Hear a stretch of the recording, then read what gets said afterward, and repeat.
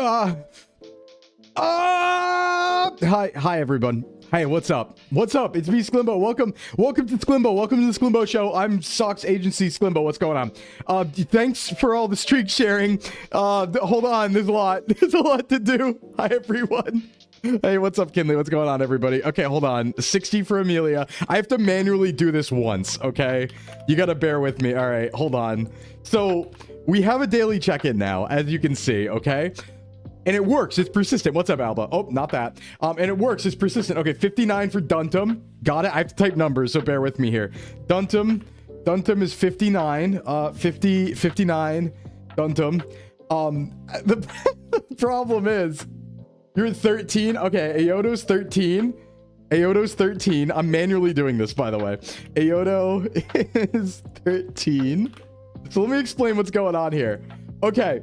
Sorry, I had to press the numbers. All right, so 53 for you. Okay, Neon's 53.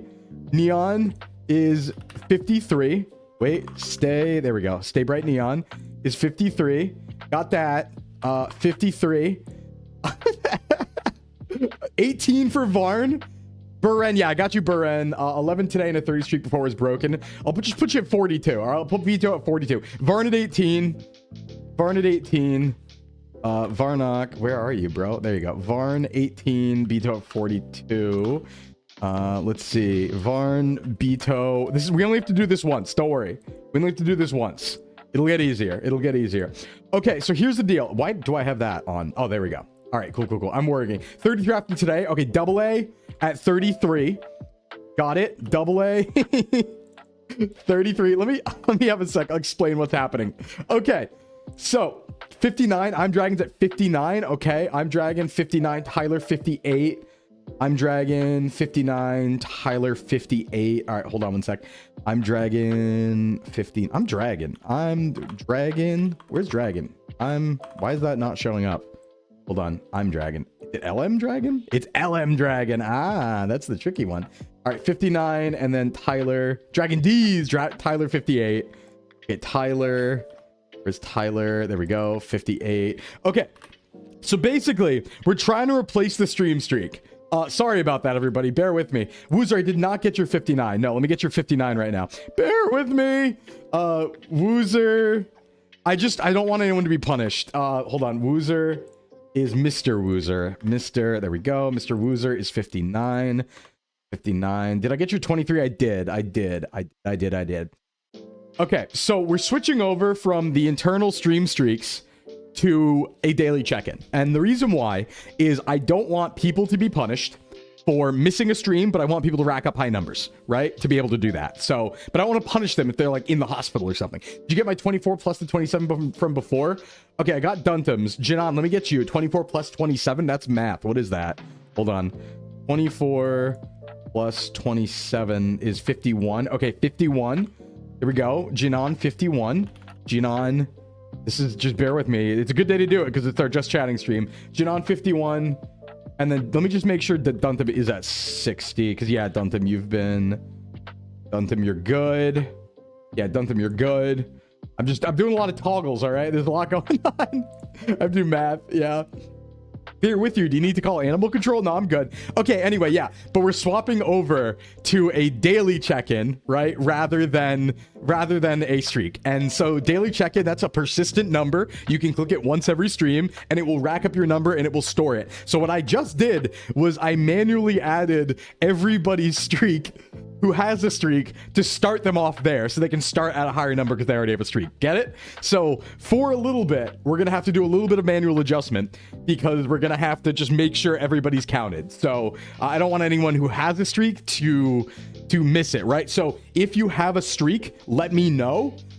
Otherwise, you just press that button every stream and it will start counting up for you automatically. Okay, Peoplers has a 60 streak. 21 for Orcus. All right. Peoplers is 60. Peoplers is 60. Damn, that's big. That's the biggest one I've seen, actually. Peoplers is 60. And let's see. Zora, I did get your 60, I think. Yeah, hold on. Zora, and then 21 for Orcus. Yeah, Zora's 60. Orcus is 21. Hold on. Orcus is 21. Let's see. Cammy, who allows you to collect rocks. You're going to have our streak be something like reps. I will later. the streaks give us Sclimbucks, you can keep, I'm not going to disable it. You can keep doing it. I just want there to be a more important number, right? Like I'm not going to, oh my God, my toggles. I'm not going to get rid of it. I just want there to be a number that matters more for the people who have to miss streams, because I might be going live in the evenings. There might be times coming up where I have to go live in the evening when people are like asleep who would traditionally watch me now, and I don't want to screw them because people do care about their streaks, right? So yeah, that's going to happen going forward. There might be times where I go live outside my normal block. So I just wanted to get that set up as soon as possible. Including potentially next week, by the way. Including potentially next week. There might be an evening stream next week, because we are finally going to be starting that Pokemon TTRPG I've been talking about for a while. I think we're starting on Thursday next week. Hey, what's up, Nim? Finally able to catch the male in his natural habitat. Yeah, welcome in, everybody. Also, everybody, today is the 2nd anniversary of Sock's VTubing agency. So happy anniversary, everybody. I'm glad you're here. Hey. All right, Mune's at a 55 streak. 57 for Tufo. I always see you check in, Tufo. I super believe that. Thank you for that. By the way, I always see you check in at the beginning of stream, Tufo. Let's see here. Hey, Queso, what's up? All right, 57 for Tufo. Mune, 55. All right, we're getting them. We're getting them. This will only need to be done once. Mune, 55. Tufo, 57. Dr. Tufo. There we go. 57. 57. Okay, done. That's good. Yeah, massive big numbers stream. A lot of numbers happening. We're doing number check-ins right now. But yeah, we'll get through them. Luckily, we only have to do this like once or twice, right? Because we only have to get all the people who have streaks who are going to be regulars, obviously. And then everyone else can just check in from there. We'll just have to like start making people aware of the fact there's a daily check-in. But okay, I think we're good for now. It should slow down. So sorry about that. Sorry for the intensity there in the first 10 minutes or so. Welcome in, everybody. Welcome to the Thursday Just Chatting / fitness stream. And yeah, we might like upgrade that over time. I just wanted to get it real first, right? Get it set. And then from there, we're going to maybe put an on-screen thing, but people are going to be pinging it a lot, so I don't want it to be an audio redeem. So it has to be minor. It has to like not take up too much, right? And only towards like the beginning of chat, mostly we'll have people checking in and then people as they come. But I don't think it's going to overload chat. We'll see. But I'll adjust it if so. All right, Queso's at a 5 streak. Let me make sure I get that in there. Want to make sure everyone gets included. Queso's at a 5.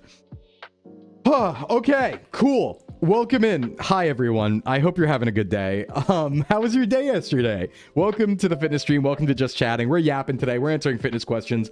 Let me go ahead and put in the marshmallow and pin that. Pin that to chat. If you guys have any fitness questions or nutrition questions or general questions, the marshmallow is pinned in chat. As usual, Songbay, thanks for the follow. Enter. Hey, going. What's going on? You could have a little counter at the bottom. Yeah, that would be cool. That would be cool. You missed Tuesday would be higher. Exactly. Hora sent you. Nice, Songbay. Welcome. Glad to see you here. You're watching your streak. Watch my streak. Got numbers on my streak. I'm watching my shit. Wow. I'm tired today, everybody. I'm so tired. Can you say that you're the king of the gym? Yeah, I'm the king of the gym. I'm the king of this gym. You know, like that. Oh, no. Face of Mars. Ow. Ow. No, okay, so... let me talk about what happened this morning. This morning was a little rough. Oh, one more for the audio board. I gotta watch out for that now. The king of all gyms. Yeah, I'm gym master, right? So as I've been talking about, a lot of snow happened, and I've been shoveling constantly. So this morning, the overflow lot that we had to park in has still not been shoveled. It's been 4 days, and the town has still not shoveled it. So we have like, there's like 30 cars trapped in there, right? People need to like go to work and like, you know, get food. So my friends and I went out this morning with shovels. We had like our chain gang, right? And we went out there and started unburying it ourselves. It took a while. It took a bit, and it was very deep. And yeah, and we got stuck. Both cars got stuck twice. And then we pushed them out, because here's a fun fact. Turns out a lot of people don't think about this tech. You can just deadlift cars. Whenever a car is stuck, sometimes you can just deadlift them. Like, obviously, we didn't need to resort to that this time. Like, we did mostly push. We did a little bit of deadlifting on the back to push one out. But you can just deadlift cars, especially tiny cars. Like, you can just pick up the back and move it somewhere else and turn them. Exactly. No, I've done it before. And a lot of people don't think of it, but you can 100% do that. You can just get like 3 people and be like, yeah, I'm just going to pick up the back of this car and like move it somewhere else. So you can like rotate on an axis. It's really cool. But we had to unstuck both vehicles, right? And then we had to push them out of the area until we could finally go get like groceries and food, you know what I mean, right? So that happens, and we come back, and the area in front of our house that we already cleared for street parking got hit by a plow and pushed it like a bunch back on there. So we shoveled that out again, and then I finally went to the grocery store, finally got back, and then somebody parked directly in the road that we just shoveled out. So I had to steal someone else's spot who shoveled themselves out in that emergency lot, because it's still not shoveled. It's still not shoveled. So I had to park somewhere else, and it took all the way until pre-stream. It took all the way. It was like from around 7:30 a.m. All of that was like 7:30 a.m. to like 11. So I've been hustling all morning. I'm very tired. Welcome to stream, everyone. Welcome to stream. I can throw them for sport, maybe. Saw someone petty push snow around a car that parked in their cleared spot. Well, here's the problem, right? Is like people didn't think logistically, and this is like a rude thing, but also just like a lack of consideration. Where when we got to the lot, some of the like a little bit had been shoveled out already, but not deeper in, right? And the people who shoveled their cars out first ended up putting bigger piles in front of other cars and behind other cars. So when we got there, we looked at it strategically, and we were like, wait a second, hold on, there's an optimal way to do this. We can make piles that don't block other cars, but not like other people didn't really have that consideration. And that was a little unfortunate, a little annoying, because it made our job a lot harder. But we did clear a path for other people too. So we did good work, I would say. I just think we did pretty good work. This is not normal snow. I'm gonna reference. We've been getting pounded.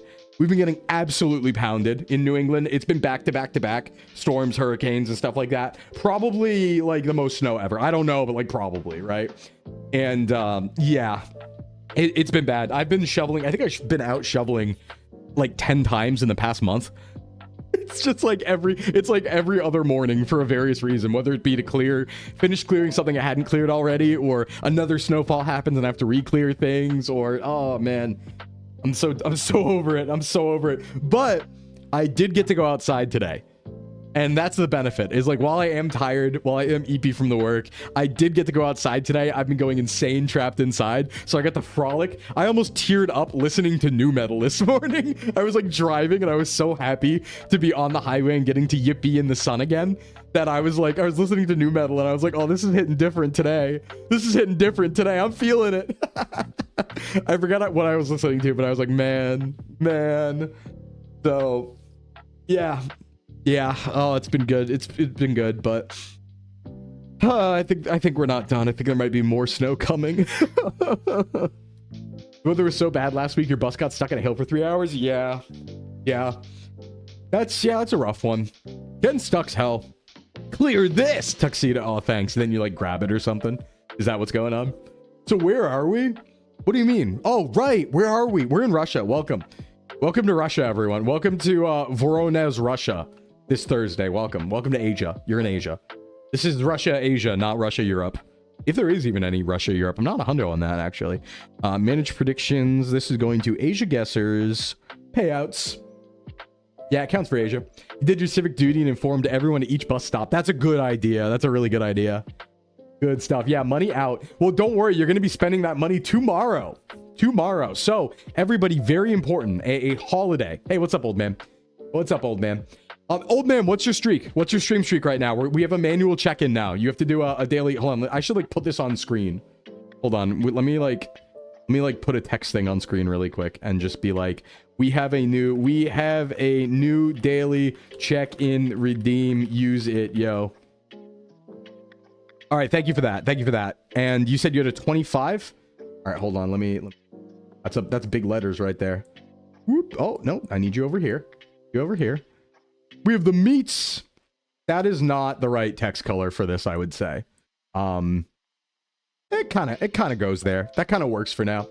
We're getting hot down here. It's gonna be in the high 80s. Oh, I wish. All right, let's see. This old man shared a 25. Okay, 25 streak for old man. Let me make sure I get that in. Old man. Wait. Old man windbreaker. 25. Okay, good. I keep doing splits whenever I type numbers. Okay, you have 4.4.8. Okay, 44.8k points. That's actually good to know for tomorrow. Wait, you have 120. You have 128k points. Okay, good to know. Glad to know. So tomorrow, we are playing crowd control Pokemon Emerald. Also, everyone, tomorrow's Pokemon Day, a veritable holiday on Sclimbo stream. A veritable holiday. You got 74. Okay. Here's the thing, right? Well, they've been gambling successfully. I guess they've been good gamblers and stuff like that. So tomorrow we are playing Crowd Control Pokemon Emerald. Crowd Control is an app that lets you guys influence my game directly. And yes, we're going to be doing the Pokemon announcement thing in Discord, not on stream. It's going to be the announcement in the new gen. I'm telling you right now, it's Gen 10. Gen 10 will be announced tomorrow at 9 a.m. EST. I'm telling you that right now. That's like not even something I'm willing to be like, oh, maybe. No, it's happening. It's 100% happening, right? So go ahead. We're going to do that in Discord. We're going to be in the general VC, probably streaming that tomorrow morning at 9 a.m. We're not going to do it on stream because I'm not streaming until noon. So I don't want to like stream for 3 hours and then stream for like another 3 hours afterwards. That might be a little much, especially because I'm already tired and busy and stuff like that, right? So we're gonna do it in Discord, and then I'll allow myself a little bit of time for a break before actual stream tomorrow. But tomorrow morning we will be in Discord doing that. That's Pokemon Day, which means that is the first day. That is the Pokemon anniversary, which is a big deal here. So tomorrow we're playing Pokemon, but it is crowd control, like I said, so you guys will be able to influence the game and control it yourselves. There'll be an on-screen overlay that you can interact with. That's going to be literally over my screen, basically. And you're going to be able to exchange things to make things happen in my game. Now, one of those things you can exchange is channel points. So it's good to know the high end of how many channel points people have, because that can equate to coins to influence the game. There's a conversion ratio. But other than that, everybody starts with free coins. You get extra coins if you're already a sub. And then if you need more coins, you can like purchase them with like bits and stuff like that. I think it's like a bit conversion thing and on the app. So yeah, it's all that. But yeah, it's going to be very interactable. You can punish me. I'm going to try and play it as a hardcore Nuzlocke. As per usual, I'm going to try and beat the game with you all messing with me or helping me. Enter. Welcome in, Joker. So you can mess with me. You can do whatever. I'm not going to let you like kill my whole team, but I'll let you kill members of my team. I'll absolutely let you do that. Yeah, you can use channel points for crowd control. There is a setup for that. It's going to be a high number of channel points for coins, though, because obviously like coins are worth a lot. So it's going to be a lot of channel points for a coin, but it's good to know how many people have. Oh, enter. Yeah, we have the new redeems now. Also, the volume on them is louder. So we increased the volume on all the redeems, including subs, follows, bits, and we have the tipping thing set up now too. So there's a bunch of new louder redeem thing. Where's our like what you see? So I did record it. I don't know if I want to use it though, but it's there. Like it's in the sound library. I don't know if I want to use it, but it's there. I did try it. I did record it. Okay, I think that's all of the update stuff that we got to do. And so we can start talking now. And also, Marshmallow pinned in chat. If anybody wants to ask any fitness questions, that is what we do today usually. We do have some already. Let me just check. I think we have at least one. No, we got two already. Nice. So we'll get there. Let's see. Can we randomize it? You can randomize some things. Yeah. Oh, can we hear it? Yeah. Hold on. I can... No, you can't hear it actually, because I don't have the media file. It's uploaded to Twitch. Actually, no, I can. You can hear it. Hold on. Let me do that. Let me do exactly that. Give me a sec here. I just got to open a new tab. It should go through my desktop audio. Let's see. If I go here, this is what it would sound like. Hold on. Let me find it. It would sound like this. Do you like what you see? So I don't know if I want to use it though. I don't think I want to use it. So we have it though. We have it though. We do have it. All right, where's my text file with stuff I want to talk about? There it is. And oh no, that one's for the board. No, I didn't think about that. You can record that. Not fair, not fair. Etu, hey Etu, what's up Etu? What's going on? Happy anniversary Etu. Happy anniversary of SVA, everybody. Again, it is Sock's VTuber agency's second anniversary, which I don't want to glaze over that. I want to talk about that a little bit. Let's not glaze that over that, because 2 years for a VTubing agency is longer than the vast majority of them. Not many agencies live 2 years. There's like a great filter of VTubing agencies around like 1.5 years, and we passed that filter. And we're going strong, let me tell you. Oh, let me tell you. So You're at work, so mostly lurking. Happy to be here. Yeah, happy to be here too. It's been 2 years already. I mean, for me, no, but like, honestly, it's been surprisingly almost a year for me. Not since starting streaming, obviously. We only debuted in November, but like, I think I got accepted around this time. Isn't that right? I think that's right, right? I think I got accepted right around this time last year. I believe. I think. Maybe like a few more weeks, but it's like right around there. You be lurking on YouTube side? All right, sounds good. Sounds good. So it's been like almost a year I've been like, you know, with and around SVA, but obviously we didn't debut until November. But, you know, it's been, I feel at home. I feel at home. It's been an awesome opportunity. I'm really excited for what we have coming. And happy anniversary to us. All smiles. Give or take. Yeah, it was around now. Because it was definitely winter. I remember getting like the notification when I was shopping at the Walmart I was actually at today and jumping around in the aisle all excited and stuff like that. So, of course, I mean, yeah, when I got hit by the car out of the factory and then emailed, something like that, you know, it's something like that, you know how it is. But yeah, God, SVA anniversary today, Pokemon Day tomorrow. What an end of February it is. And I'm very glad that February seemingly has gone a little faster than January. I am so ready for winter to be over. I need the sun. I need to be more powerful. I'll be super powerful when the sun's out and I get my vitamin D and I get to yippee around all over the place. Yeah, it's tied into the email chain. Exactly, Zep. Exactly. Now, yeah, I got hit by a shopping cart. Here comes the sun. Hopefully, someday, that groundhog, I'm killing him. Just saying. Hopefully someday. But yeah, so the shoveling has been so crazy that we have like a rampart outside of our house now. We have like a palisade wall. Like we could very easily defend our house from an invasion because like between our house and the street, there's like a barricade of snow now that's like, it's like 10 or 12 feet high. And so you like, we can't see, you probably can't see out the window over it. It's like a palisade wall. I'm just thinking about like, God, if we were younger and this was snow day action, woo-wee. Woo! Would that be fun? We'd have an undefeatable barrier. We're just heading towards the sun. We'll figure it out. We'll figure it out. But I will say, probably, honestly, a little lucky for the kids, right? I can't imagine. It'd be really exciting, I think, being a kid right now because all the storms have definitely like canceled school, and I'm pretty sure they just got off their like February break. So I think they actually comboed like 2 weeks off or something like that. I'm not sure, but I think they might have comboed 2 weeks off, which is crazy, right? That's like insane amount of like tech if you were a kid right now and you got that vacation, or college student, really. So I think about that. I'm like, man, they got lucky. That's a good one. Probably some good memories out of that. All the snow's dodging you. You get ice and cold. I would rather have that. I think I want to be able to walk. You're saying on Monday, I wish I got a snow day off work. My like entire house like has been off work pretty much. So I'll take your snow and you could have my 120-degree summers. So it's funny because the problem is like New England as a temperature and a season area has all 4 seasons. So it both gets really hot and really cold.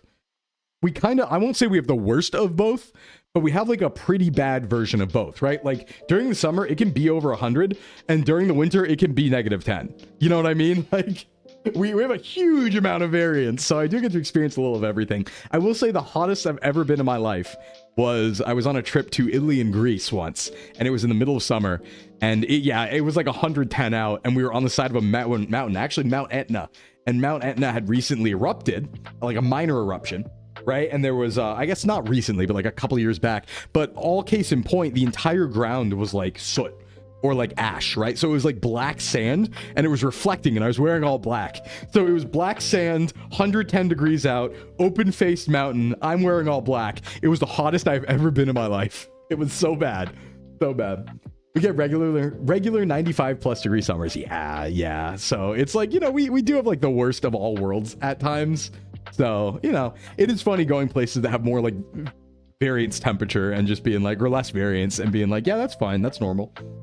I'm happy I moved away from snow. I'm starting to feel that, Poemi. I'm starting to realize how much snow impacts my like fitness level because I don't like doing cardio inside. So I just get like way less fit during the winter. And I'm like, that's not great actually to just not be fit for like 3 months. We have been unreasonably warm in Oregon, Washington. We've not had any long stretches of cold. For the first time about 8 to 9 years, we will not have snow. Damn, I wish I don't mind it being cold. the snow makes it so I can't go in the woods really. Good days this winter that have gotten to -40 wind chill. Yeah, I think the worst it's been around me is like -20 something or something like that. Does that make you an Oreo? Black shell, cream freak center? I mean, why would I wait? I mean, I do have a cream freak center. That's true. I do have a cream freak center. It was really scary though, because like, I think the clothes that I wore that day developed like poison. They developed like a toxin. I couldn't use them anymore. I just burn them and throw them away. Cold is fine, snow sucks. Yeah, it's like, I like the snow because I don't mind. Like, I go skiing, right? But it's just, this too much. This is just too much. We don't have the resources to deal with it. It's just too much. And it's keeping me inside. I can't get out. I was stuck inside all week. I couldn't even leave. Like, we couldn't even get to the cars. The last 4 days have just been like, you know? So I'm finally happy to at least be able to go outside. So, at least be able to go outside. But yeah, I was listening to some new metal this morning just because I felt like it. I was in the mood, and it got me to reminding me about this thing that my friends have, which is that we have this concept that we call strong music. Has anyone heard of strong music? I think this is a just us thing. But what strong music is it's the definition is like the cool guy hardcore music. It's not like a boomer thing though. It's not like divorced dad music. It's very specifically any music in those genres, but also like metal and hardcore genres that's all about like being strong. Not even hell yeah core, because a lot of it's like emo or edgy music too, because it can be anime music too or whatever, but it's music that is specifically about like how strong you are and how nobody should mess with you, if that makes sense. It's strong music, right? It's like the music that's like, I'm a freak and you shouldn't mess with me. Yeah, Live to Win is kind of like that. Yeah, it's music where it's like, don't mess with me, I'm fucked up, right? That sort of music, whatever genre it is, and we call it strong music. Like Pantera, yeah, like Pantera. Pantera is absolutely strong music, but there's like newer bands too, and especially a lot of like younger era stuff that's also strong music. And it's just, yeah, it's like meant for Chunibyo. It feels like it's fit for Chuni people, right? Because it's just like about being powerful and like, you better watch out, I'm gonna let loose, right? That's strong music. Yeah, you understand? You get it, Queso. You get it. I'm trying to think of like good, you know what? Linkin Park is strong music. Pretty much every Linkin Park song is strong music. Like I'm About to Break, right? That's strong music. One Step Closer. Absolutely. The lyrics are literally one step closer to the edge and I'm about to break. That's strong music. By definition, right? I'm trying to think what else. Most of Korn is probably strong music, I would say. Disturbed is definitely strong music. Songs like Indestructible, right? Warrior, things like that. That's strong music. You love Linkin Park? I like the way you spelled it too. It's like Linkin Park, like the place. Any Kick-Ass song? Kinda. Yeah, Rock Lee versus Gara. Yeah, One Step Closer. The Rock Lee versus Gara song, true. Static X. I was listening to Static X this morning. I should make a strong music playlist. Let's spell it correctly in chat, everybody, though. Let's you know, put some honor on their name. Let's spell Linkin Park correctly, please. Is it the same as Poop Songs? What's Poop Songs, man, too? It's Linkin. Thank you, man. There you go. Let's spell this correctly. Let's put some honor on their name. Why don't we? All right. What is Poop Songs? Is that like what is that? What is that? Linkin Park. There you go. Yeah, I get it. Autocorrect. It should autocorrect to Linkin Park, but songs that help you poop. Wait. Do you need like power metal to poop? Are you saying like when it's like really hard to do it and you have to like power up? Are we talking about like when you have to go Super Saiyan on the... You might need to eat more fiber. This might be a, far be it for me to suggest, this might be a fiber issue.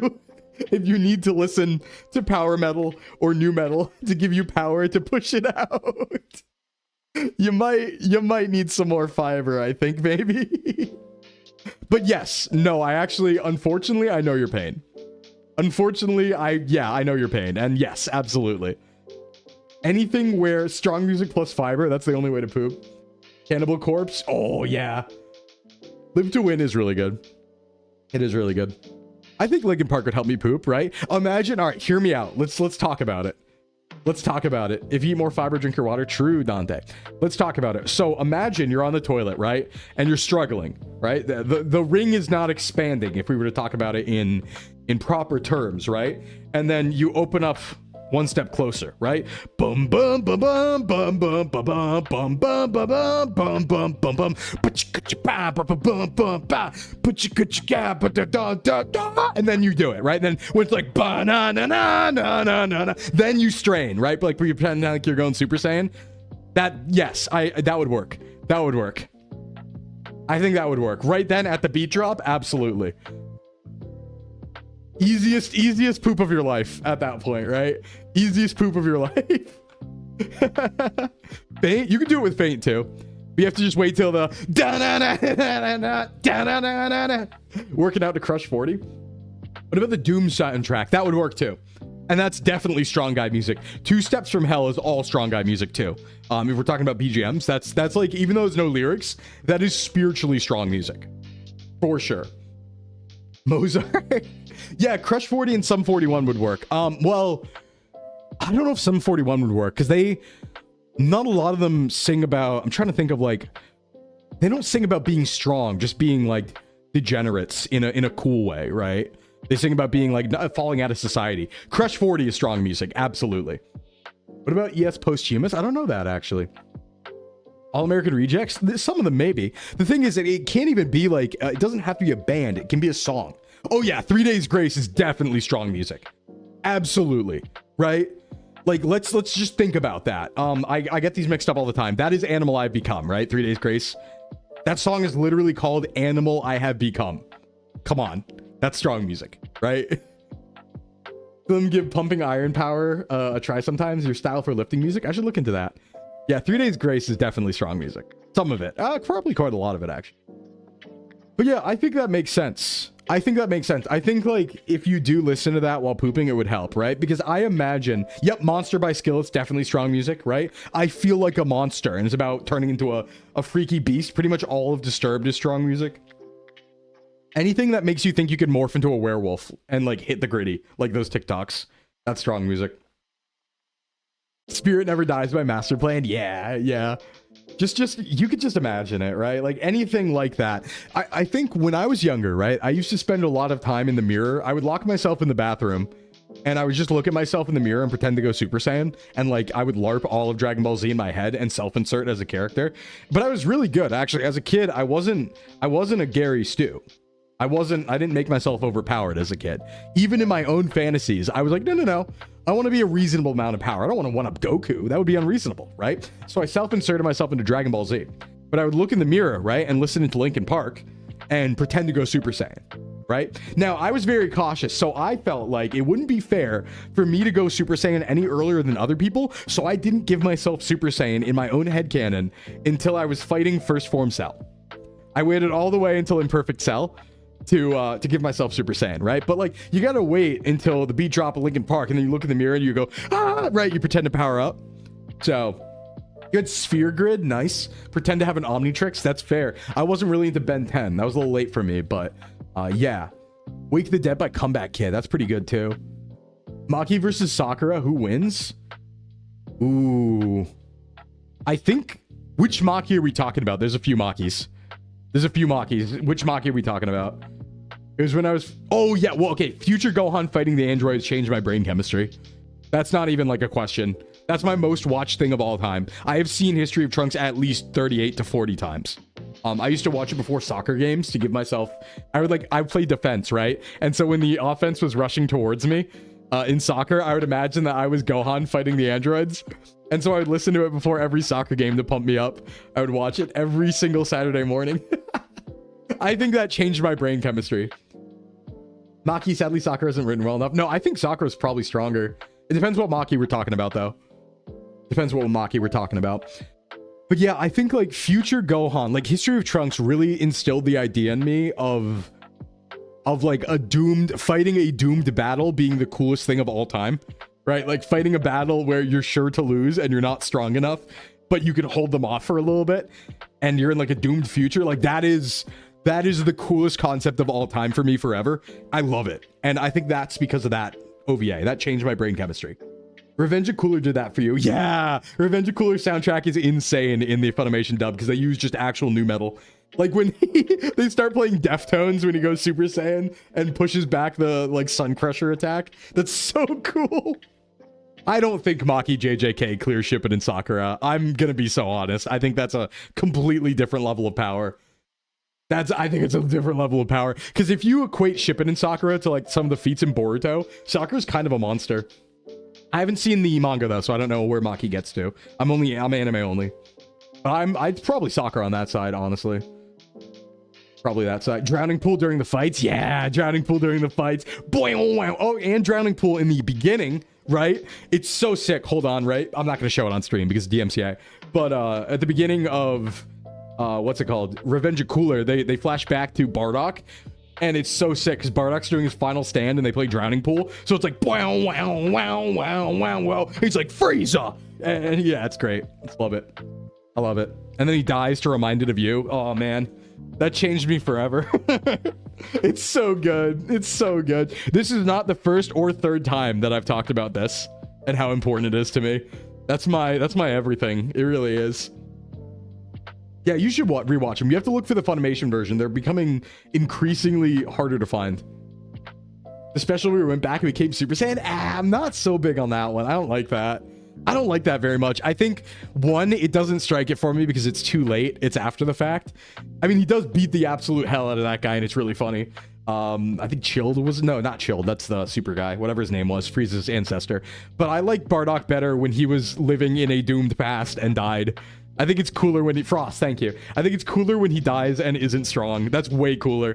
Because, like, oh, God, it's like future Gohan, right? Like, the most baller thing you can do in my mind is kind of what Bardock did, right? Bardock gets crushed. His whole team gets killed by Dodoria. And, by the way, Dodoria, adjust glasses. Dodoria's power level's 22,000. And Bardock's, at the time, pre his, like, Zenkai boost is, like, wimpy, I think. I think it's, like... oh god, what is it even? I think he gets to like 4,000 or something. Like, it's like wicked big gap, right? And then he comes back from it and he just takes on the whole Frieza force. He just like goes absolutely feral, fights them all through space just to throw one attack at Frieza, and then Frieza absolutely bodies him. And I'm like, that's good though. That rocks. There's nothing, I don't know. I think like it really changed my chemistry. That's like how I want to die. Like people talk about bleeding out, right? People talk about bleeding out in the snow. I want to die by being 1 versus 1,000 and just being really indignant about it. That's how I want to die. I want to be screaming some morality thing, right? I want to be in the right and facing down 1,000 people and get absolutely eviscerated. That's how I want to die. Random Frost activated me until you saw context. True. Hey Frost, what's up? He's like 15 or 20. Does he get that big from the Zenkai? Oh my god. That's crazy power scaling. Because he's like a wimp beforehand, because he's not even a high-class warrior. I think the anime will be a better format to show it. Yeah. You want to see me training on King Kai's planet? True, P2. True. I will do this for the future of Bricken. I want to die. I want to die gloriously against 1,000 people. I want to do that. I want to be like on a... Oh, God. That's like the dream. That's the testosterone dream. That's how I want to go out. I want to go out standing indignantly against an overwhelming force.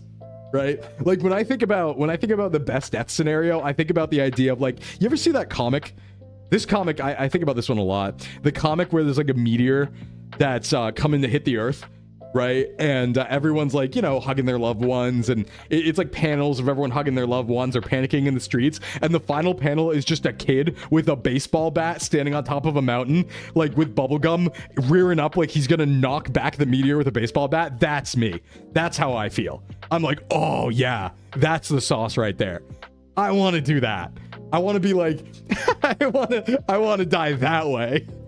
That's how I want to go. Yeah, die like Whitebeard. Exactly. Exactly. That's how I want to go. Let's see. Take out a bunch of people before I die. Yeah. Yeah, exactly. Absol. You get it. You get it. That's the best way. That's the best way. That rocks. That rocks so hard. But yeah, that's what I want ideally. Men fantasize about dying in combat. Yeah, kinda. I definitely do. I definitely do. Not all dudes, right? But I think that's a fairly common thing, right? It's the whole Roman Empire joke. But yeah, I don't know. I really like that. Aesthetically, I think that's so sick. Happy birthday, Flork. Hey, Phoebe. Well, it's SVA's birthday. Flork, I don't know if it's Flork's birthday. I don't think it's Flork's birthday. Unless he made the agency on his birthday. But hey, Phoebe, how you doing today? We're talking about dying in a cool way. That's what we're talking about. But like, damn, I love the mindset. Just like the mindset of the idea of like trying to hit back the meteor in that comic. Like that's what I'm talking about. That's the good stuff right there, right? Just being like, I don't care. I'll fight the whole world. Ooh, that's how I feel. That's how I feel. Hey, what's up? Hey, what's up, Binka? What's going on? What's your favorite period of the Roman Empire? You know, not a big Roman Empire guy. Really am not. Hey, Racky, what's up? Dying in combat or by thick thighs? Both is fine. Have you tried doing the portable Hellbomb suicide run yet? Accidentally, Ayono. But you could see that on Scab stream where I picked up the portable Hellbomb backpack and didn't know how to put it down. So I activated it and I'm screaming, how do I put it down? How do I put it down? And there's just a giant nuke explosion on the horizon from Scab's POV. It's really good. Hey, what's up, Mika? I would like someone to glue my head to my hands, then push me off a building with chicken wire around my neck so I'm momentarily flying through the air with my head in my hands. Whoa, that's a good one. I want to be launched out of a casket. I think that'd be really funny. Like there's like a cat, you have like an open casket, right? Funeral. And you just have like a contraption that just flings your body across the room. Like, like a rag doll. That would be really funny. I like that idea a lot. But no, I really vibe with the idea of like going out that way, about just being really stubborn about it, right? Because here's the cool thing about stubbornness. Hey, Duke, what's up? Here's the cool thing about stubbornness and like our own, I don't know what, personal willpower and determination is you can just do that. Like, I think the cool thing about the mind, this is getting kind of a little deep. Oh my God, I'm 13 and this is deep. But the cool thing about the mind is like, you don't have to, like, the power of even a billion people against you, you don't have to like give in, you know? Like physically you won't win, but mentally you don't have to give in. You can be quote unquote mentally as powerful as a combined 7 billion other people, because if they're all standing against you and they think something opposite of you, right, you can still think the thing that you want to think, right? So you can still stand stubbornly against that. I think that rocks. I think that's so cool. I like that too. If you die, I'll set that up for you. Oh, thank you. Yeah, you would. I would have loved the casket launcher. Falling headfirst into a propeller blade to show how dangerous the situation is. Yeah, like a training video. That'd be good. That'd be good. I would reject human instrumentality. I would. But you can. You could just stand against everything. You could. Unless they use the Gestalt mental attack against you. Just win. I believe in my ability to defeat the Gestalt mental attack. I think I could do it. I think I could do it. Instrumentality wouldn't happen to me. Wouldn't happen to me. Things would be different if I were there. Hey, speaking of instrumentality, did you guys see they're making Ava 2? Can we talk about that? Let's have a little conversation before we get to a couple questions here. Hey, what's that, man? what's going on with Evangelion 2? They're making a new Evangelion anime. Nah, I'd win. It's not actually Ava 2, but I want my death to be the reason safety laws get made. Yeah. Listen, here's the thing. I don't have to win. I just have to maintain myself. That's the thing, because ideally, and my favorite part about this, just really quick going back to like the stubborn thing, is they can't make you change your mind. Like even if 7 billion people, even if the entire earth were against you, they cannot force you to change your mind. You have to make that decision, right? So you can stand indignantly against them to the end, which is the most rad human willpower thing I've ever heard in my life, and I love it so much. But yeah, so Ava, they're making another Ava anime. That's crazy. However, I have a pretty, I don't know, I think it's fine actually. A lot of people are mad about it. But I think it makes a lot of sense. I think it actually makes a lot of sense. Hey, what's up, Command? I think Yoko Taro can pull it off. You're gonna have to hear me out on this one though. This is a crazy call, but you're hitting me with psychic damage. My breakfast today was a full frozen bag of Brussels sprouts, topped with another bag of broccoli. Command, that's really good. You did a great job there. I don't think I could do that if you paid me. I don't think I'm strong enough. I really don't. But hear me out. I think Yoko Taro can make Ava really well. This might sound insane, but am I not right in saying that in terms of thematically and vibes, Ava and Nier have a lot in common, right? Like, let's be real, right? Ava is a show that has like a lot of like horniness in it, right? There's a lot of that, but it's also a very grim reality with a bunch of super extra natural planar threats and stuff like that. That is also Nier. Nier is also that. So I'm like, shit, I think Yoko Taro can actually do a good job. I mean, I hope it's not Shinji and Asuka and all those people. Like, I think they should be done. I don't think we should do anything with them. But I think Yoko Taro can pull it off. I really do. I think they do. They have to do another Ava for Anno to celebrate on Gynix's grave. Well, I think Anno said himself that he's good. He's good. He doesn't want to make Ava anymore, but other people can, right? It's like Tomino and Gundam, where it's like, yeah, you know, Gundam's not just Tomino's. He was like, yeah, other people can make stuff. And some of the best stuff is not Tomino stuff. I think you can do that with Ava too. It's just been a long time, you know. He said Nier was just Ava, didn't he? Yeah, pretty much. It kind of is. It kind of is just already Ava. It makes a lot of sense to hire Yoko Taro. I think he can pull it off. I moved a reclining couch solo out of my house down my porch into the side of the road. Good job, Vex. Good job, Vex. Do not recommend. There's your workout. Vex, you did good. You're doing your best. Vex, I hope you have a good day. Leave my good memories alone. But the thing is, it doesn't... You're right, Poemi. It's really hard to separate things sometimes. But at the very least, this doesn't affect your good memories, right? Just like a fan base doesn't affect the enjoyment of the actual thing, or it shouldn't at the very least, you don't have to watch it if you don't want to, and it shouldn't ruin your memories, you know? Yeah, Nier and Drakengard are connected. Same universe. Ava's just Ultraman. Yeah, it's just Ultraman, but like a little scarier at times. My living room will finally not be cluttered. Yay! Good job. Yeah, you don't have to engage with the fan base if you don't want to, right? I've made that mistake in the past. I've made that mistake, and it's generally a mistake because you miss out on good stuff. But yeah, Drakengard 3. Yeah, but it's like, I think they're the same thing. I think Ava and Nier can absolutely, like the guy, yeah, Yoko Taro can handle it. I think he can pull it out. I believe strongly in that. So I'm very excited to see what that is. And I think he can do it. I think he can really do it. You haven't watched any reboots? I'm good with some of them. Some things are interesting. It's definitely harder to make something good these days. There's definitely a bit of a, I don't know, is there a creative slump right now? Maybe in some ways, or at least the environment's different, right? We know that indies are kind of running the industry right now as far as games go, right? The big AAA games aren't like the best in many cases. It's mostly indies that are being carried, more and more so. Everyone's being carried by indie games. It's also interesting to see that Xbox might be withdrawing a little bit. I mean, yeah, I never expected them to make another console, to be fair, but I wouldn't say they lost. A lot of people are saying like, oh, Xbox lost, right? Compared to Sony and Nintendo, but I really don't think they did. Let's be honest, Xbox app is on every single Windows PC, and that's like what a vast majority of people use to play online on PC, right? Steam and Xbox. I really have a hard time with saying they would lost it all, considering the fact that, like, you know, their platform is on every single device that has Windows natively. Like, I know that's because it's Microsoft, but let's also remember Microsoft owns Minecraft. Really hard to say they lost. That's how I'm feeling. Ending 5? Was it ending 3 or ending E? I think it was ending E, right? I think the issue is twofold. You have a lot of people poised to automatically hate remakes, while simultaneously studios don't want to throw any money at new IPs. Yeah, they're dangerous these days. Hard.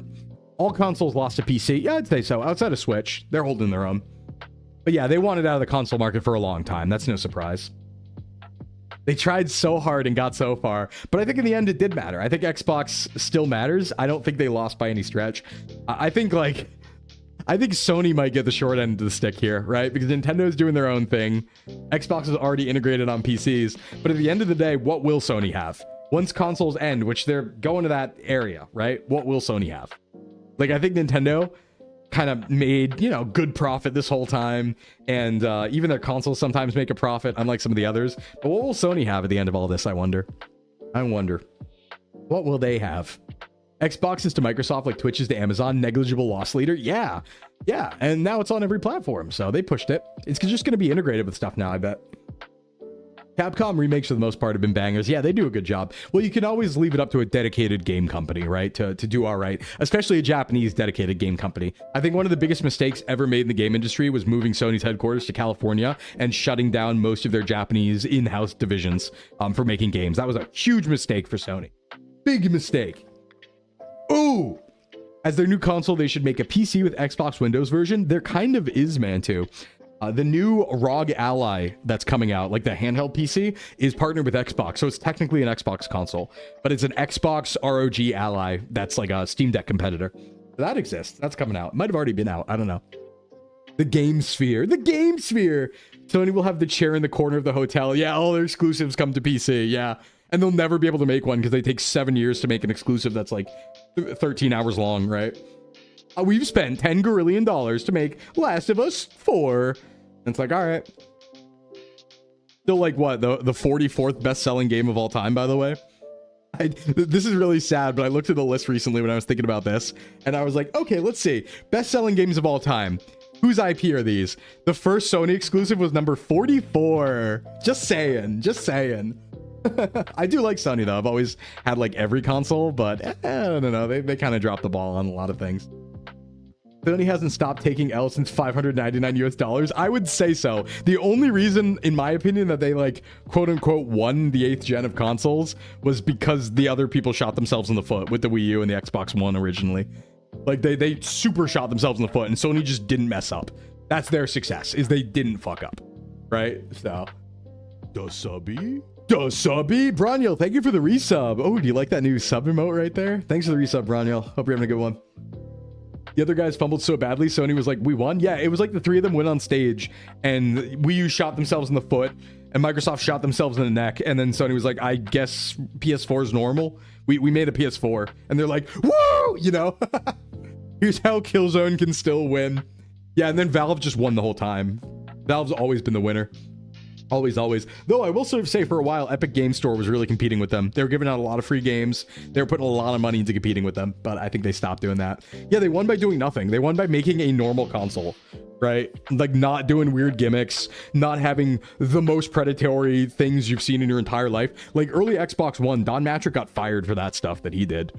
He was like, all right, yeah, it has to check in. Do you remember that? Do you remember the Xbox One reveal at E3 where they were like, okay, Xbox is like, I think it was more expensive than the PS4, and you had to be online and check in every hour or every 24 hours. And mind you, this was back in like 2013, 2012, when not everyone had internet, right? Had to connect every 24 hours to online. You couldn't play used games on it in the beginning. You couldn't share used games. And all Sony had to do was at that same presentation, they shot a commercial behind the scenes, and it was just the VP and president of Sony being like, here's how you share games on the PS4, and then one just hands a used game to the other, and the other guy goes, thanks, and that was the ad, and they won. Yeah, so EGS wasn't a real competitor, and they weren't able to get it to work for a while. Well, it did have a cart for a while, if I remember correctly, but they were putting a lot of money into getting it working. Which one is the new one? New what, Bronyel? Oh, there's a daily check-in, if that's what you mean. But the sub notification's the new one. Sony might be irrelevant one day. Never forget the ore farming from the air. Yeah, how to share a video game. Yep. DRM check-in was outrageous. And the thing was, like, honestly, the things that they did with Xbox One wouldn't even be that egregious in 2026. They were just way too early trying to pull that off. That was crazy. Anyway, they fired Don Matrick, and then Phil Spencer did a good job with the Xbox division for like a decade. He did do a good job, in my opinion. Games Pass was a really good idea.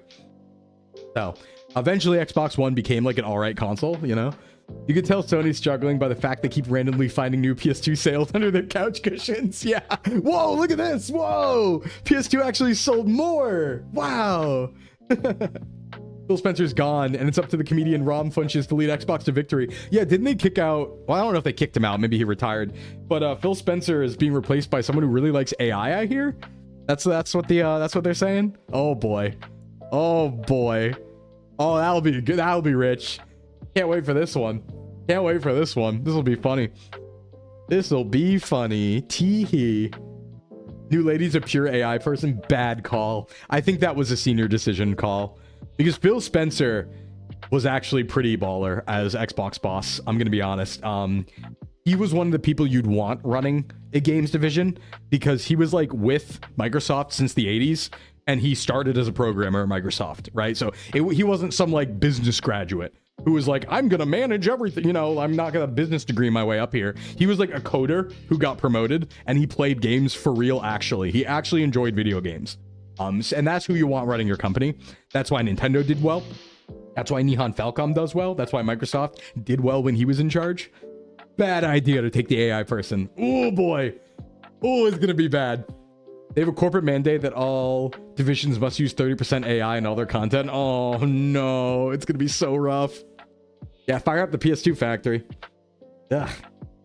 The one guy from Nintendo, forgot his name. Most of the Nintendo people, a lot of Nintendo leadership are just people who started as coders, especially up until like the modern. I think it was all the way until Doug Bowser where that was the case.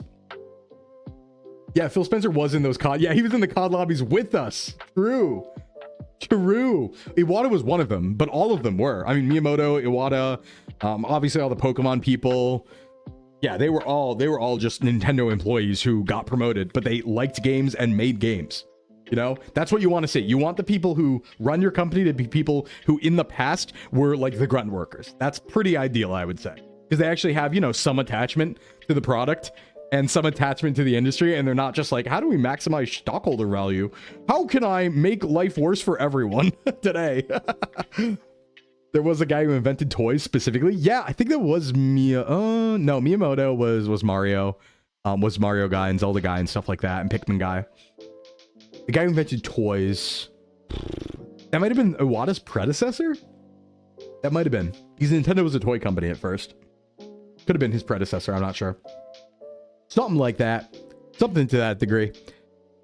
Oh, let's see. We need less Mr. Krabs. We do. We need less Mr. Krabs. Yamauchi? Oh, it might have been Yamauchi, yeah. Yeah, I think he was the original toy guy. That's the tech bro grind set. They wake up every day and think about how they can make the world a worse place. Nah, I mean, I won't put that on them. But a lot of the times I will, if I was going to put some criticism on the whole tech bro thing, I would say that they're too in the sauce, right? There's definitely a case where you're too lost in the sauce and you can't see the forest for the trees. You're in too deep. Yeah, Gunpei Yokoi. Yeah, it was Gunpei Yokoi, I believe. But there is a point where you're too deep and you're just too lost in the sauce, right? Like when you live in Silicon Valley and your life is very different from everyone else in the country and in the world, and you're in that bubble, your opinions are going to be crazy, right? You're going to have crazy opinions. You're going to have crazy ideas that are going to be so divorced from normal reality and expectations. But it's because you're in the bubble. It's because you're in that bubble. And that's just like what things are like in Silicon Valley, right? So they're lost in the sauce is the way to say. Lost in the sauce. Whoever's in charge of Nintendo could be doing a lot better. Oh, yeah, they're doing like all right, but yeah. Game Freak also needs a lot. We'll see what Gen 10 looks like tomorrow, though. We're going to see it. So get excited for that. And we'll talk about it. We'll talk about it, too, because tomorrow we're also playing Pokemon. So an appropriate day for Pokemon Day in the new gen. So we'll talk about it on stream. I think that Sam Altman and the AI guys are just grifting. I kind of do. But I've talked about that plenty of times. I think they're just passing their own stock around. I think AI is like a tool that people will use, but I think they oversold it big time, and they're trying to get out of it somehow without holding the bag. They're like, oh, maybe we oversold this. You think Gen 10 will cost 90? Yeah, maybe. But I know something too. Not paying $90 for it. Personally, I ain't doing that. Biggest Switch fumble was the huge games aren't on physical cards debacle. Yeah, that's been the case for a very long time, unfortunately, though. That's been the case since Xbox One, PS4. They were just like keys to unlock the game. Xbox One didn't have their data on discs either, even back as far as like 2015. They're passing imaginary money, yeah. They're passing around the same billions of dollars. They were. It's the same. I always say, I think AI is the same as a lot of other new tech. I think VR is a good approximation of AI just on a wider scale, where we were like, okay, VR is the next big thing, right? VR is incredible. It's going to change the world. Everyone's going to be in the metaverse in like 2 years, right? They invested heavily in the metaverse and all that stuff. And what did VR turn out to be? It turned out to be not world changing, but a kind of cool thing that has some really cool applications, right? And some cool niches. And it's cool, but it didn't end the world. I think AI is going to be like that too. I think they oversold it. They're like, oh, dude, it's going to change everything. I think it's going to be a cool tool. I think it's going to be a cool tool at the end of the day that some people use for certain applications, and that's it. It's not going to, I don't think it's going to ruin the world. I really don't. So it will change things for sure. But I think that it's going to end up just being like, yeah, that's a cool tool that people use, you know? So all the big companies played a game of chicken with AI. They saw huge companies invest trillions. So if you didn't invest, you get punished. Yeah. I also bought TF2 in physical box. True, back in like 2006, 2007. You heard a story about a guy who's a senior accountant at a company and how every year a new crop of graduates reinvent some existing fraud from first principles. Yeah, true. So true. How can we do a pyramid scheme again? Everyone's on board. That's what the money situation feels like. Well, I talked about it on stream a couple years ago, but I did think it was really funny when they said that OpenAI was set to lose $16 billion. And then the next day, a bunch of researchers quit and they were like, oh, you don't understand. AI is so strong now. Oh, everyone watch out. Oh, and it's like, you guys got paid to write this. I can tell.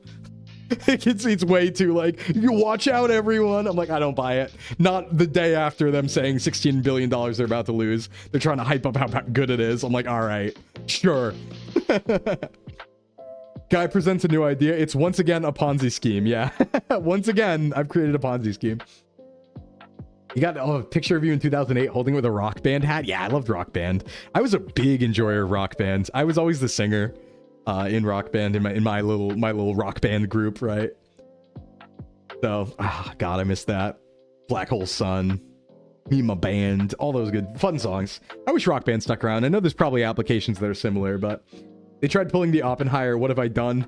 As the yeah, exactly. Going, God, that's like the perfect encapsulation of how I feel about it. They're trying to pull like the Oppenheimer, like, what have I done? I've changed the world. Everything's so bad. Oh, it's over. And yeah, then meanwhile, AI can't get my groceries right. I'm like, all right, man. All right, dude. Hey, what's up, Rem? Red Octane about to reveal a new rhythm game. Ooh.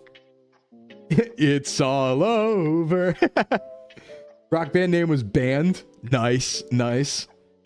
There's a Fortnite mode, which is basically Rock Band. I have seen that, actually. That's a good point. That's a good point. Oh, I got to give a shout out, by the way. Big shout out. So, I had a mysterious benefactor yesterday. I just got back from training some clients, and I sat down towards the end of the day, right? And I got a phone notification from Throne. And I was like, oh, a notification from Throne? What's this? Turns out a mysterious anonymous benefactor yesterday funded my entire new phone fund. So whoever that is, the mysterious benefactor, I want to give a shout out to them. I'm definitely going to send them a thank you video as I do for everybody. And oh my God, thank you so much. This unlocks new opportunities for us. How much was it? I put it at like $400. It was like $400 because I don't like spending more than $500 on a phone. I think it's unreasonable to spend, for me, more than $500 on a phone. Probably the same person who drops the 20 subs. Could be. I don't know. I really don't know.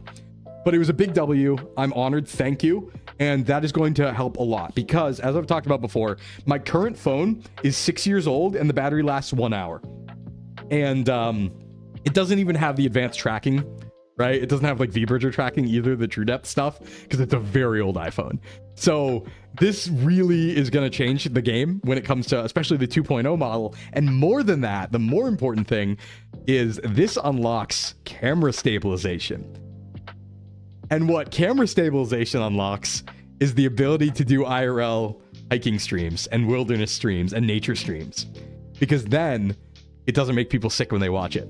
So we've now gotten another step closer to unlocking IRL Sclimbo content, which I'm very excited about. Now all I need is a lapel mic and Starlink, and we're good to go. And this, again, I want nobody to judge me.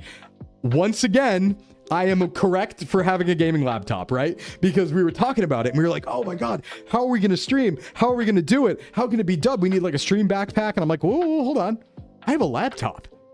I could just use OBS and just have it portably with me. It's a 14-inch laptop. So it turns out, once again, very justified for having a cool gaming laptop. Never forget it. Because I can just carry that in a backpack, have a lapel mic, run it off Starlink, and use my new phone as the camera source.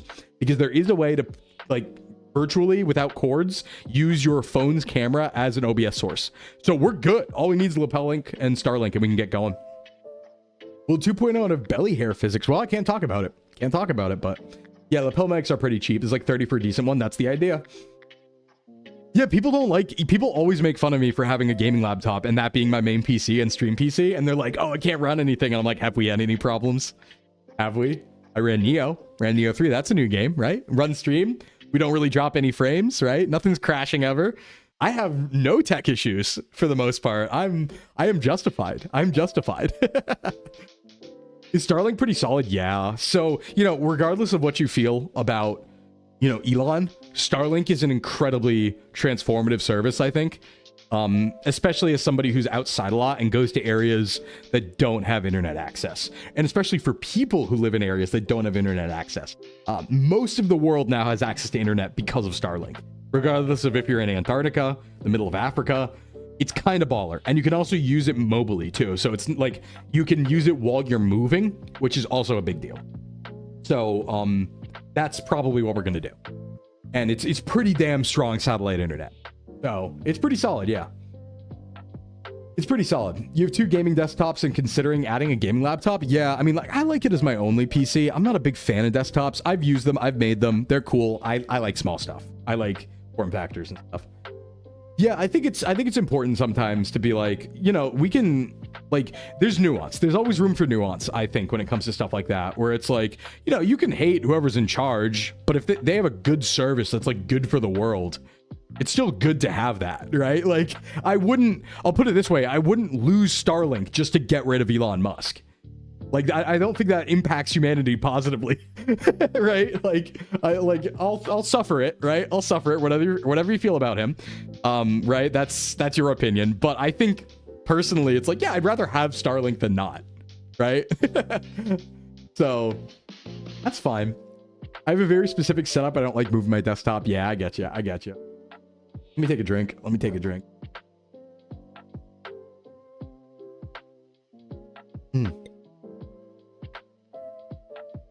Because we also have to remember, much like a I don't know, franchised like food chain or something like that, it's not like he's the only one running, like, in charge of the company or working for the company, right?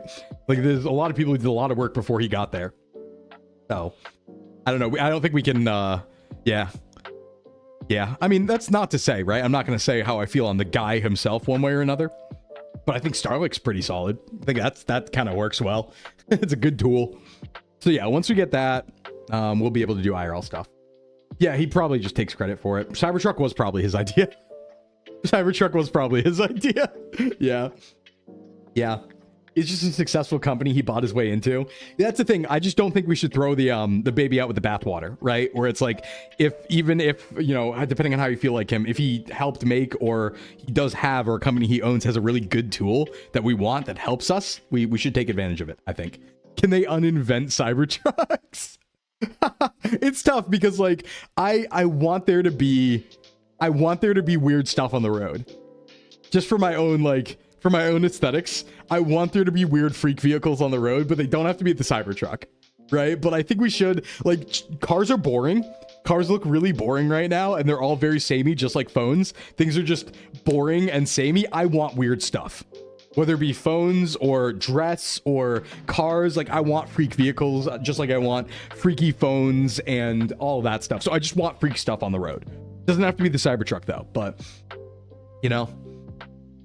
He probably met up with his long-lost cousin Homer Musk. Let him design a car. Cars are boring. The Cybertruck made it even more boring. They should bring back Multipla. What's Multipla? What? I don't know what that is.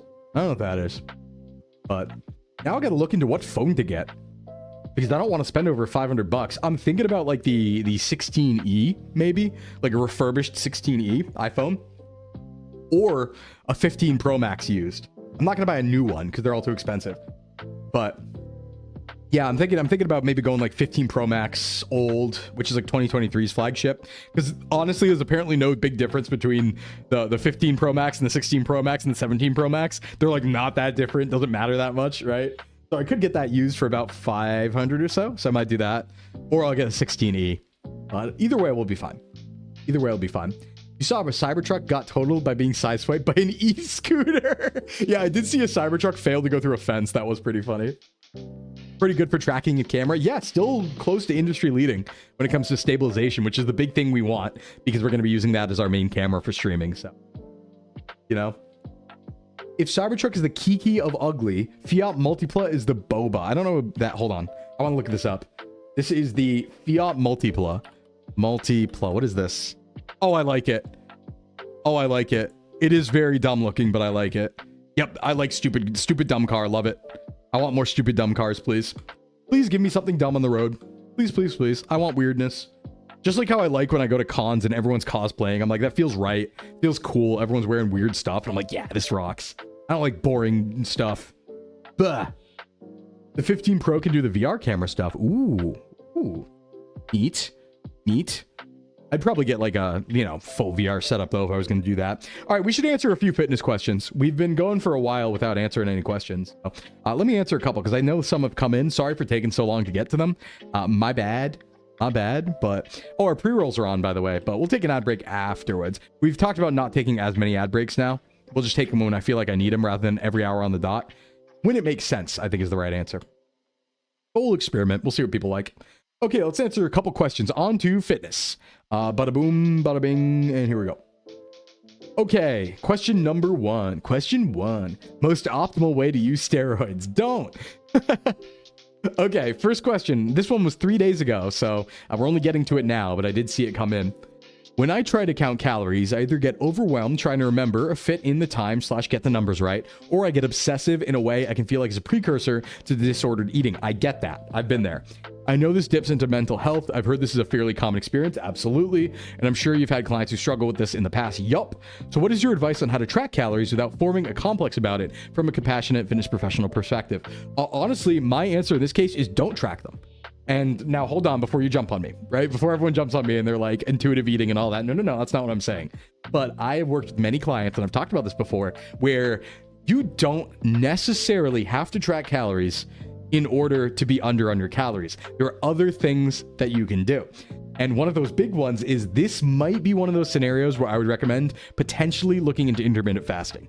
Not for any muscle benefit or anything like that, but it turns out for the most part, when you cut down people's eating windows, they eat less calories. So I've had a lot of clients where as simple as saying don't eat breakfast makes it so they're under their calories because they just intuitively won't eat that much for lunch and dinner.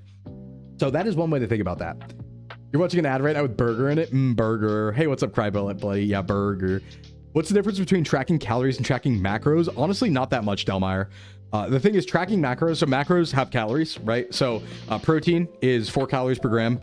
Carbs are 4 calories per gram, and fat is 9 calories per gram. So macros, you're kind of doing both when you track macros because you are tracking calories. Just, I feel like sometimes with extra steps. But you do end up knowing the calories as well. You can just do the math out. So it's not actually too much different. But some people worry more about hitting certain targets macro-wise than general calories. And there's smart thing to that, right? What I usually like to do is just say, focus on calories, focus on protein, and don't worry so much about the rest, as long as you're not under-eating on fat, for example.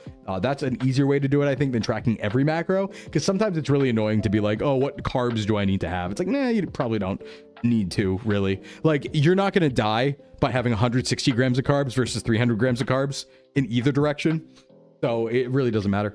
But yeah, I think what you should do in this scenario is maybe consider not tracking your calories or make meal plans where you don't have to think about it, right? This is what I do actually. So how I track my calories is I like to think about it in terms of giving myself freedom per day, but giving myself very strict meal plans, right? So what you can do is you can, at the beginning of the week, or even for a month or half a year at a time, this is what I do, is make a meal plan, and you eat this every single day, you know how many calories it is, so you never have to think about it more than once.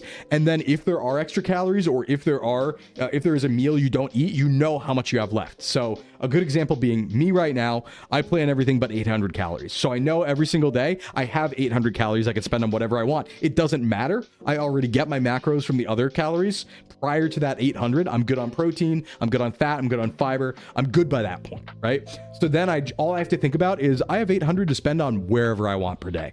And that's how I like to do it. But another option, if you don't want to count them at all, and those numbers do give you, mental anguish, is to try to find ways to mitigate eating by having eating windows without tracking. And you'll find a balance. Some people this doesn't work for. I'm going to say that right now. This does not work for myself. So there's some people like myself who just have really, really big stomachs. We're always hungry. If I don't track my calories and I do eat 2 meals a day, they'll both be 2,000 calories, and I'll end up eating 4,000 or more calories. So I can't do this, but a lot of people can. Most people eat pretty close to their maintenance. So that's what I would recommend trying, is try cutting out, breakfast, try cutting out lunch, something like that. Make it so you're only eating 2 rather than 3 meals, so you don't have to think about it. And ideally that gets you within a calorie range without having to even look at calories. That would be my recommendation. Give it a shot. If not, you could try the meal planning thing. That's what I do. But yeah, I do feel this very big because it is a thing where some people can get very obsessive about it. And I think to some extent, you can almost classify, it's weird because if you look at mental health classifications, you could argue that calorie counting is inherently a disordered eating thing because you are obsessive over food. I don't necessarily think that's the worst thing in the world when there's reason to have to look at that, right? Like if you are trying to reach a goal and considering calories and having that be something you think about, is something, I don't think that's necessarily the worst thing in the world, right? Like, I feel comfortable thinking about calories all the time. And while some people may say that is disordered, I would also say, but that's what gets me to my goal, you know? And that gets me to a healthier state than the one I'm at. And it doesn't put a lot of mental strain on me to do so, but that's different from person to person, you know? So, yeah, if you don't want to think about the numbers, just to say you don't necessarily have to. You could find ways around it, like I had given a few examples. Do tasty snacks contribute to the calorie count? No, Geisha, actually, tasty snacks, if you classified it as a tasty snack, doesn't count. Just like a cookie. If you have a yummy cookie, doesn't count. If it's that just a little snack, doesn't count. You're fine. No, it does count, obviously. Everything you eat in a day. And I'm going to really stress this because so many people make this mistake. When I say, if you want to be accurate. See, this is me. This is me. Hey, what's up, Akama? And Tombstone. This is me, but I have to say this, right? If you really, and this gets into obsessive territory, but if you really want to know what your calories are that you're eating per day, you have to track everything that goes into your mouth. And I mean, even measuring out the oils you put in the pan. That's what I'm talking about. Now, there are ways to do that without being obsessive. So for example, what I'll do, I'll buy butter from the store and I'll cut it into little pieces that are each 45 calories. So I know every time I grab one, boom, 45 calories. So that's something I'll do. How can it be disordered when I'm hyper ordering my eating? Checkmate atheist. Good point. Good point. You can get by on coffee for breakfast. That's true. You can lean on caffeine too. Caffeine's an appetite suppressant. You can lean a little bit on caffeine if you're not already, you know? I like that method because you only have to think of leftover calories versus every single day. Exactly. And the best part too about it, Vex, is if you plan all of your important macros in those first calories, you don't have to think about those either. So for example, with the way my meal plan is right now, I am on a cut. I'm eating 2,200 calories a day. Okay. Just to do some quick math. So let me do the math here. 22 calories per day, right? Or sorry, 2,200 calories per day is what I'm eating right now. So out of that 2,200 calories per day, I have a free 800 per night. So I have 1,400 planned calories.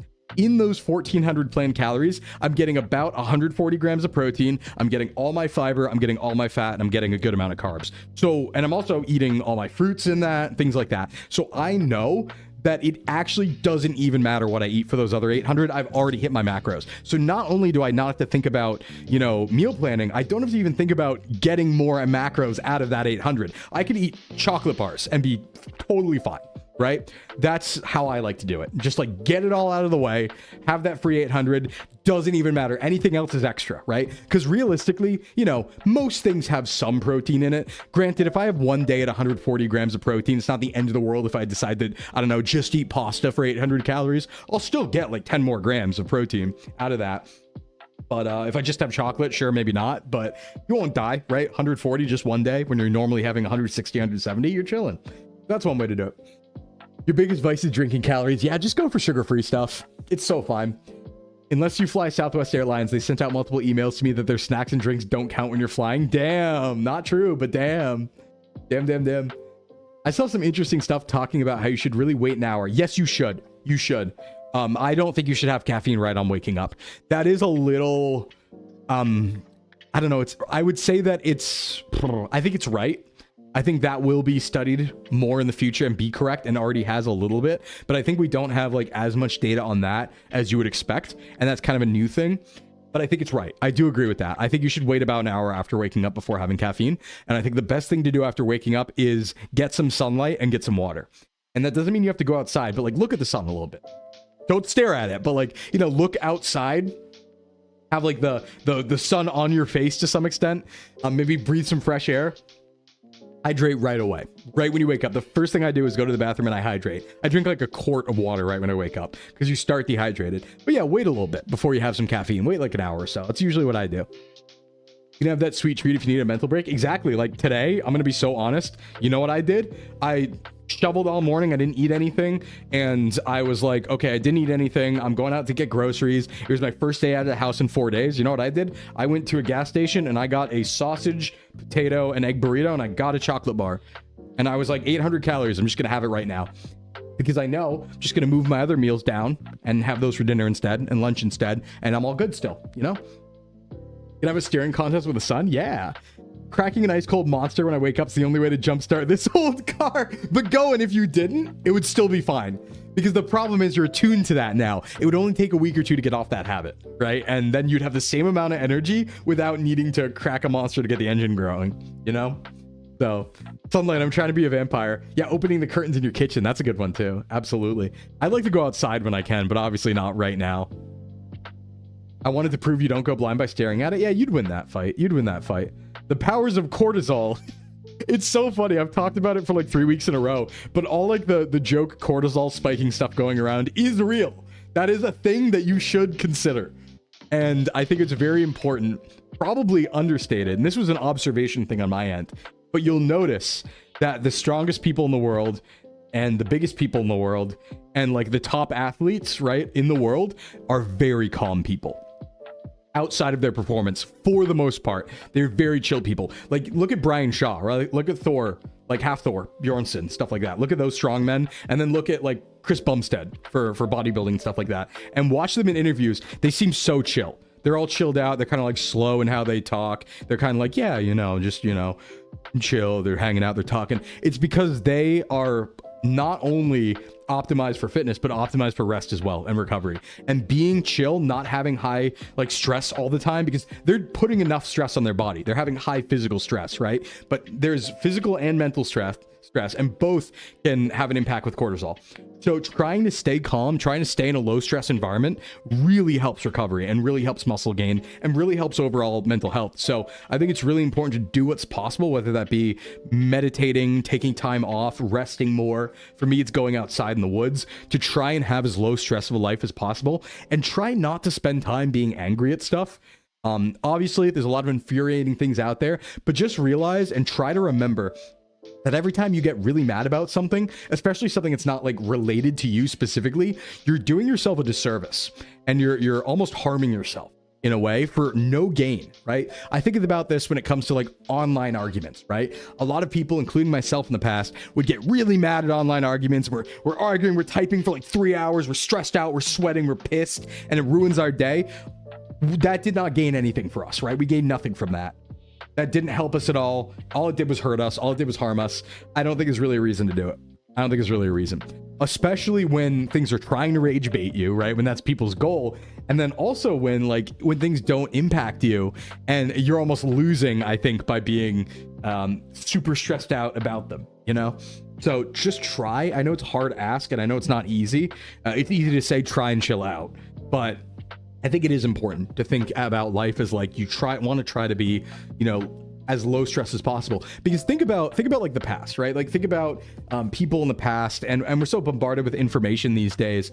But in the past, all you knew was maybe your town and the next town over, right? Major events would happen in the world, but your knowledge base was limited to the town around you and the people around you. And most people were living pretty damn chill lives. Like, yeah, they were working and there was stress and stuff like that. And there was horrible disease and all that. But like, you know, people weren't running, sprinting all over the place the whole time and constantly bombarded with information and running from, you know, 6 a.m. to nighttime. Like there's a lot of downtime, especially if you look at like, even now, if you look at like persistence hunters and stuff like that, half the time during persistence hunting and stuff, even in the modern era, they're just chilling out and talking by the fire. They're hanging out, right? That's just what we're made to do. We got to chill out. But Sclim, someone's wrong on the internet. I know. And I used to be like that. That was a hard lesson for me to learn too. You know, I get up way too early for there to be sun. Yeah, it's easy to be calm when you're 650 pounds of muscle. That's true. But all to say is like, you don't have to let yourself get dragged into online fights and being angry at things, you know, and it's probably better for your overall health, including physical health, that you don't. My sloppy body image in the mirror means that staying low stress and calm is a fantasy. I'm failing right now by not being able to go for a run because it's cold. That I do get. I do, like, right now I'm spending time inside and it's stressing me out because I can't go out, you know? I always thought that people on So You Think You Can Dance look so happy. Yeah. You avoid being rage baited. There you go. You be the one to rage bait. Don't do that. Oh, no, don't do that. Also, for mental health, disassociation can be harmful because the feeling's there. You're just bottling it up. Yeah, you got to cope with it in a good way. But I think part of that is not exposing yourself to it constantly, right? Like if social media makes you anxious and angry at all the stuff you're seeing, don't have that algorithm, right? Change the algorithm. Go unfollow all those accounts. go block those out of your interests and stuff like that, so you get only shown cat videos, right? That'll be better for you, most likely. The internet's such an amazing advent of human development, such a stressful thing. It is. And it's really interesting because, you know, we have the entirety of human knowledge in the palm of our hands, and a lot of people have used that instead to turn it into a personal hell device. Right? It's really funny because it's like, on one hand, oh my God, we have the entire world's knowledge in our hands. We couldn't have fathomed that 30 years ago. But a lot of people are like, you know what's a good use of this? Let's turn it into a hell box. Let's turn it into a box that ruins my life. Right? It's like, you didn't have to do that. No, you don't have to do that. You can not engage. Comparisons the theft of joy, and boy, do we got a lot of comparison. Yeah, me stressing in 3000 BC because the Sumerian fertility god did not bless my crops. Yeah, sorry. I would always bless your crops. I mean, what? Whenever I reply to comments or things with an angry tone, I channel the image of the smart monkey next to the mad tiger. Yeah, yeah. Always be the monkey that is rage baiting the tiger, not the tiger.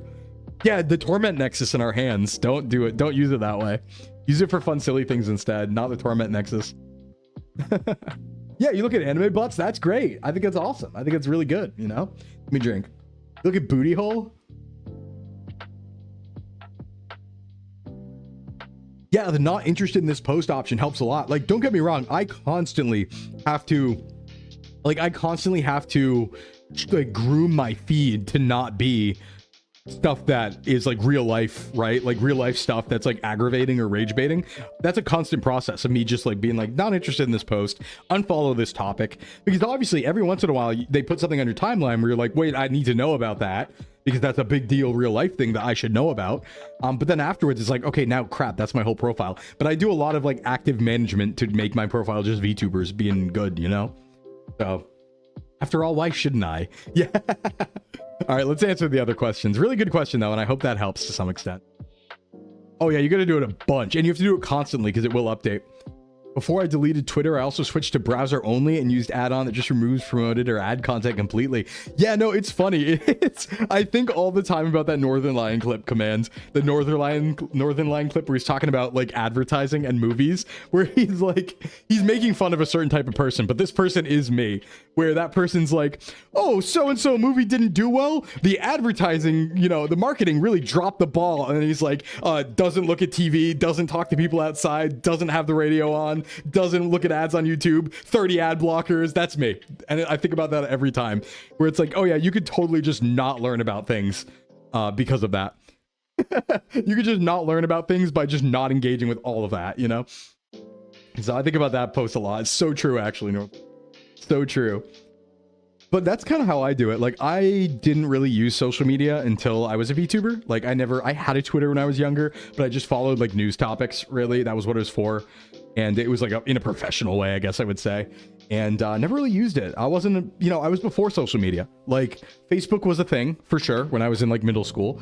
I was a little too late for MySpace, I would say, but it was kind of there. And I was on Facebook late and I never used it that way. I would post things, sure, but I never was stressing about it. I never was interested in it, really. It wasn't a significant part of my day. And that maintained. Like, even now, I'm not really a phone guy. The reason why, somebody asked this question earlier, but the reason why my phone battery only has an hour of battery, and that's fine, and I've been like able to survive on that, is because I don't use it that much, right? Because when I'm home, I use my computer. I'm on Twitter. I don't have Twitter on my phone. I have Twitter on my PC, only on desktop, and not even on an app. A browser only is how I use Twitter. I make it so that I have to log in every single time. So it's not manual login. It's hard for me to access because every time I close my browser, it shuts down all my cookies and save passwords. So I have to retype in my password every time I open my browser. So I have to like active process to get back on Twitter if I want to see something, right? And because of that, the phone's fine because of what I use it for, even though it only has an hour of battery, I just use it for GPS and music when I'm out. That's it. I don't need to look things unless I need to like look something up, right? But I'm not really tied to it in that way. And I want to try and maintain that, you know? Oh, I'm on Myoshi, actually. I am. I need to do something with it, but I am on Myoshi. I did get an invite. In fact, we were joking. I was joking about this on, I think, Scab stream, but I had to invite, one of the invites that I gave out was so Gamersubs could get on it. They used one of my invite codes to get Gamersubs, the company, on the platform. Because Florka's like, oh, Gamersubs needs one. Sclim, do you have a spare one? And I'm like, yeah. Hey, Starlight, what's up? never been as connected to socials as I am nowadays, and I barely do things like tweet. Yeah, and I only use browser. That's the thing. Like, obviously, you know, as VTubers, we want to be on Twitter and stuff like that, and it's good to stay on top of things for knowledge. But I actually do have a power bank, Poemi. I got one very recently to expend my battery a little bit when I need that, but that's really only for GPS situations. I'll just say that my phone stays off most of the time. Screen off, I mean. Like, I don't, during a usual day when I'm not, like, outside, I don't use my phone. I'll look at it when I get an email. And that. Yeah, I never knew how to do, like, CSS scripting, so I don't know how to make it look good, but I should do something on there. Shooting your shot to gamer subs? Hell yeah, Zep. Hell yeah. I think Sclimbo would be good for candidate for a flip phone. I would. In fact, I'd have a flip phone if I wasn't a VTuber. That's the only thing that keeps me to iOS even, is the face tracking, because I don't like big phones. I've had a rant about this before. I hate the fact that phones are really big now. There's a reason, even though this phone is 6 years old, the reason why I still use it is because they do not make a phone this small anymore. Nobody does. All the phones are like 6 inches plus. This is a 4.5 inch phone. And I have tiny baby hands. I have tiny Burger King joke commercial hands. So I can't actually use a big phone one-handed. And I'm also somebody who touches grass a lot, right? I'm in shorts and tank tops all the time running around in the woods. If my phone is too big, it's gonna fall out of my pocket or it's gonna invert my entire shorts. And that's happened a lot. So I'm like, I can't have a big phone. I can't carry that around. Like, I touch too much grass. So that's been a struggle. And I don't know what I'm gonna do with the new phone. I don't know, maybe I keep this one for when I go out. I'm not sure, but yeah, I got my baby hands. I got my little baby hands. You have a Motorola Razr Flip. I did look into the flip phones. The only problem is I don't trust that they can survive my lifestyle, right? I need kind of a rugged phone. Nothing crazy, but like, I really enjoyed the iPhone SE. So I have an iPhone SE 2020 version, so 6 years old. Smallest phone at the time. Mid-level, it was $400 new. That's where I like to spend on phones because I don't do a lot with them, right? Like, I'm not a big, you know, camera guy, or I don't need a lot of features. So I'm like, yeah, $400, $500 phone's reasonable.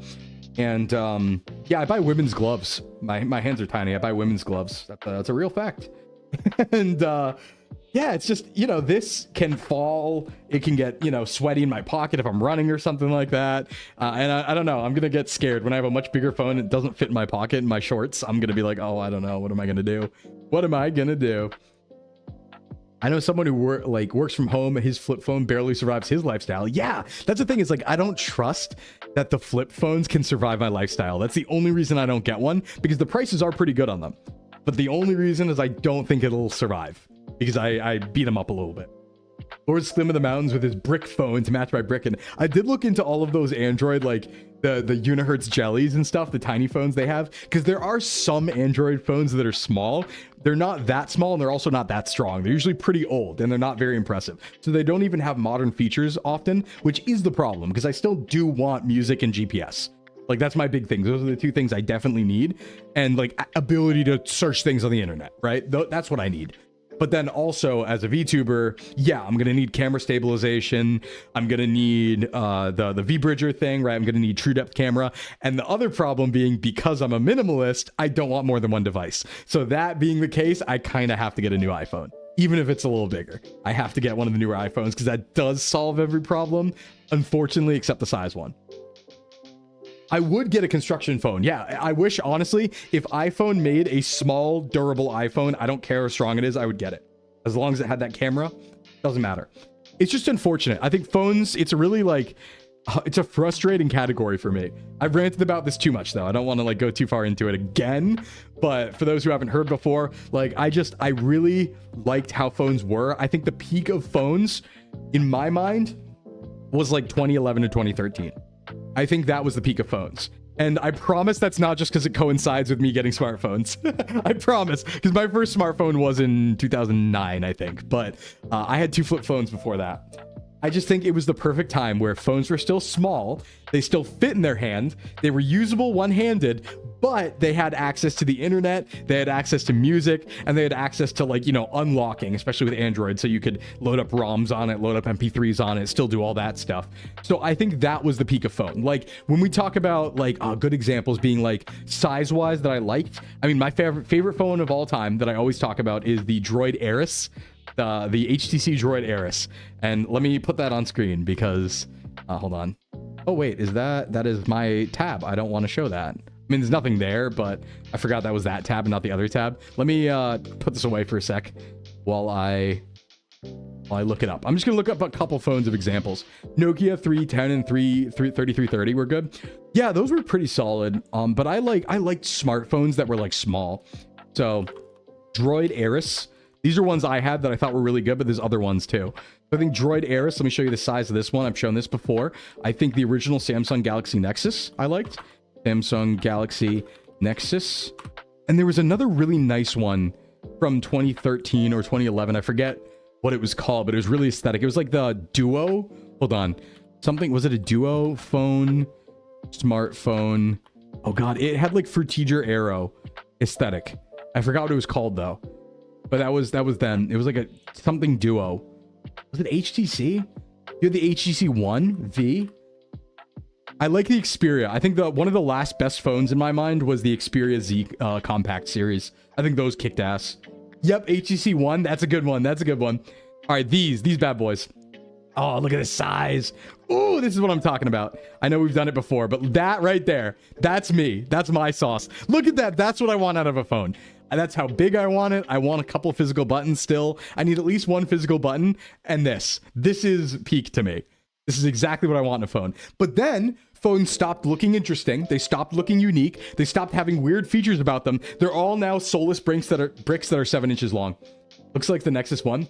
You're gonna get an iPhone X with a screen that barely works. Keep my $40 phone. Yeah, there you go, Polly. There you go. Get a phone you can compose my ringtones on note by note. Oh, that's cool. BlackBerry, yeah. It's just so depressing. And this is like, I don't know, this feels like a microcosm of everything, right? When it comes to design, because people talk about modern house design sucking, modern corporate Memphis design sucking, all that stuff, right? I feel that way with phones more than anything. Cars being boring.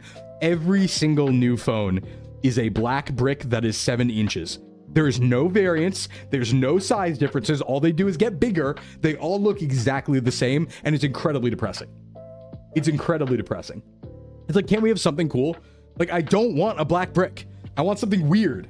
I was even, honestly, the only reason, yeah, 6.3 in your case, the only reason I don't just go get myself a iPhone 13 mini, a green iPhone 13 mini, because that's the last small phone that's like good at all. 2021, by the way. It's been 5 years since anyone's made a small phone that's under 6 inches. Again, it's been 5 years since any major company has made a phone under 6 inches. 5 years. That's the newest one. If it weren't, hey, what's up, Sharko? We're ranting about phones. Happy Annie birthday. Oh, thanks, Toma. If it wasn't for the fact that I want USB-C so I can get rid of my last USB-B cable, or my last lightning cable, I would get that phone. But unfortunately, I do want a USB-C phone because then I can get rid of my last lightning cable. And then I only have USB-C devices at that point. So I'm like, let's go. Minimalism. Anyway, Sharko, thanks for rating in. What's up, everybody? My name is Sclimbo from Sox VTubing Agency. Today is the 2nd anniversary of Sox VTubing Agency. Of course, I haven't been with them that long, but it is our anniversary, so happy anniversary to us. Sharko, thanks for coming in. We're doing our fitness stream today. For anyone who doesn't know me, I am a fitness professional. We're talking about fitness and nutrition and answering some of those questions, but also doing general just chatting. What were you up to today, Sharko? Thanks for coming in. What was your stream like? If you got a raid and run, feel free, get your protein, get your rest. Otherwise, we're yapping today. We're yapping about phone sizes right now. We're talking about phones being compact again. I need a phone that can hold open traps for me in emergencies. eSIM or no eSIM? I mean, I like it eSIM because I like going, when I go to Japan, I like having an eSIM. Then I use UBG. That's not a sponsor. I just use them. But happy Platypus Day. Thanks, Bit Symphony. Thank you. And thank you, Kote, for the happy Annie birthday. Happy Annie birthday. Yeah, I mean, I debuted in November with Sox Agency, but it's 2 years for them. And most agencies don't last 2 years. So it's a big happy day. Big happy day. I'm excited we passed the great filter. But anyway, we're talking about the best phones of all time. What I was just arguing was that phones peaked in 2011 to 2013. My argument was they had, back in 2011 to 2013, phones had everything. They weren't big soulless bricks that are all 7 inches wide, that you can't use with one hand or put in your pocket. They actually still had interesting designs, but it was far enough in the future that they still had access to like full internet and music and apps and stuff like that. So that's like the peak. I think after 2013 with the phablet trend, that is when things went wrong. You get a whole 4 drawing requests done. Nice. What'd you make, Sharko? Remember all those commercials of phones getting run over to prove durability? I do. Remember Nintendium? Remember the DS being unbreakable? I could drop that on concrete. Big fan of the Sidekick. Yeah, and you know, even though it is like a more basic design, so this was the first Galaxy Nexus. I had one of these too. Again, good size. This was like a 5-inch phone. One hand usage, great. But it's just so annoying to me because I feel like I feel insane. I think the point I felt the most insane was watching the iPhone 17 launch event, because that was when I was like, okay, we've jumped the shark at this point. That's when they talked about, okay, I've made this rant before. I've made this rant before, but I got to do it again. Remember when phones had infrared and you could transfer files and use the TV as a use the TV remote? I do, Hyper. I do. Yeah, yours still works. Mine still worked when I sold it.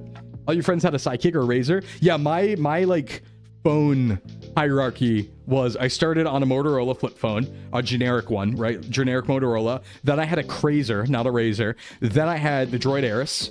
Then I had a Samsung Galaxy Nexus Prime. Then I had an Xperia, a Sony Xperia, because that was when I was like, I also had a PS4 and a Vita, and it had crossplay, so I got a Sony phone. So I had the Xperia, Xperia 3? The X3 or whatever it was. I forget what it was. It was a big phone though, the biggest I've had. And then I had the first Google Pixel. And then I had like a couple, I was in a bad period of life after that first Pixel, and I had a couple like $100 Android phones that were really bad. And then I finally got my iPhone. But short description is Peruvian mummy, samurai meme, Ouroboros, and platypus. Gotcha. You couldn't be more opposite. You hated your tiny phone because you have huge hands. Yeah, but see, here's the problem. I have no shade. You can have your giant ogre phones, okay? Just give me something. You can have your ogre phones. I'm just mad that everything's an ogre phone.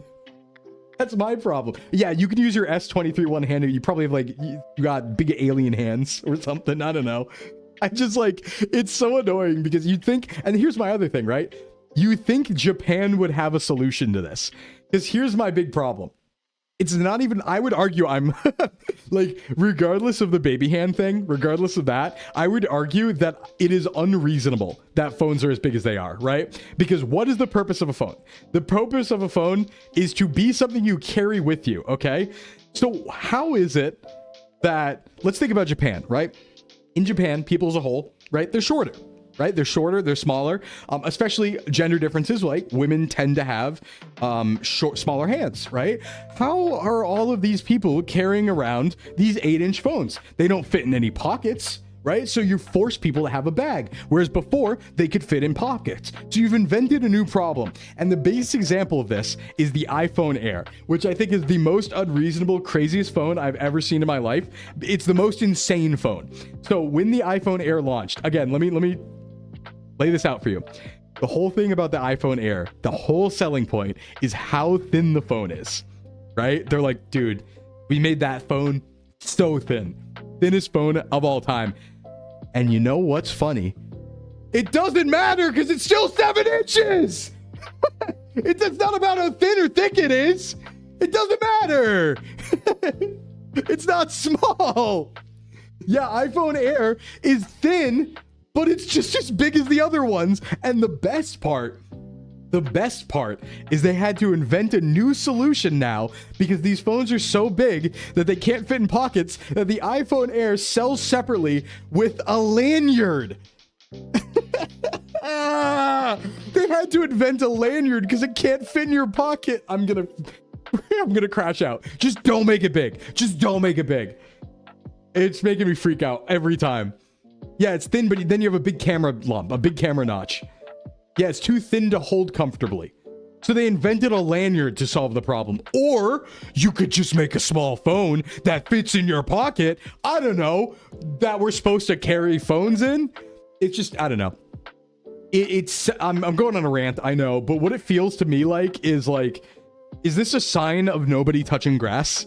Is that what this is? Is this a sign that everyone is walking around with backpacks and bags and they don't actually go anywhere that requires their phone to be in their pocket?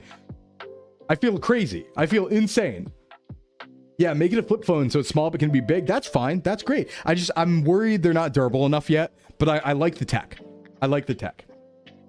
I have normal pockets. They're not like the problem is I have to wear like, I'd have to wear big baggy pants to fit a big phone. I wear shorts. It's not going to work. It's the heaviest thing in my pockets.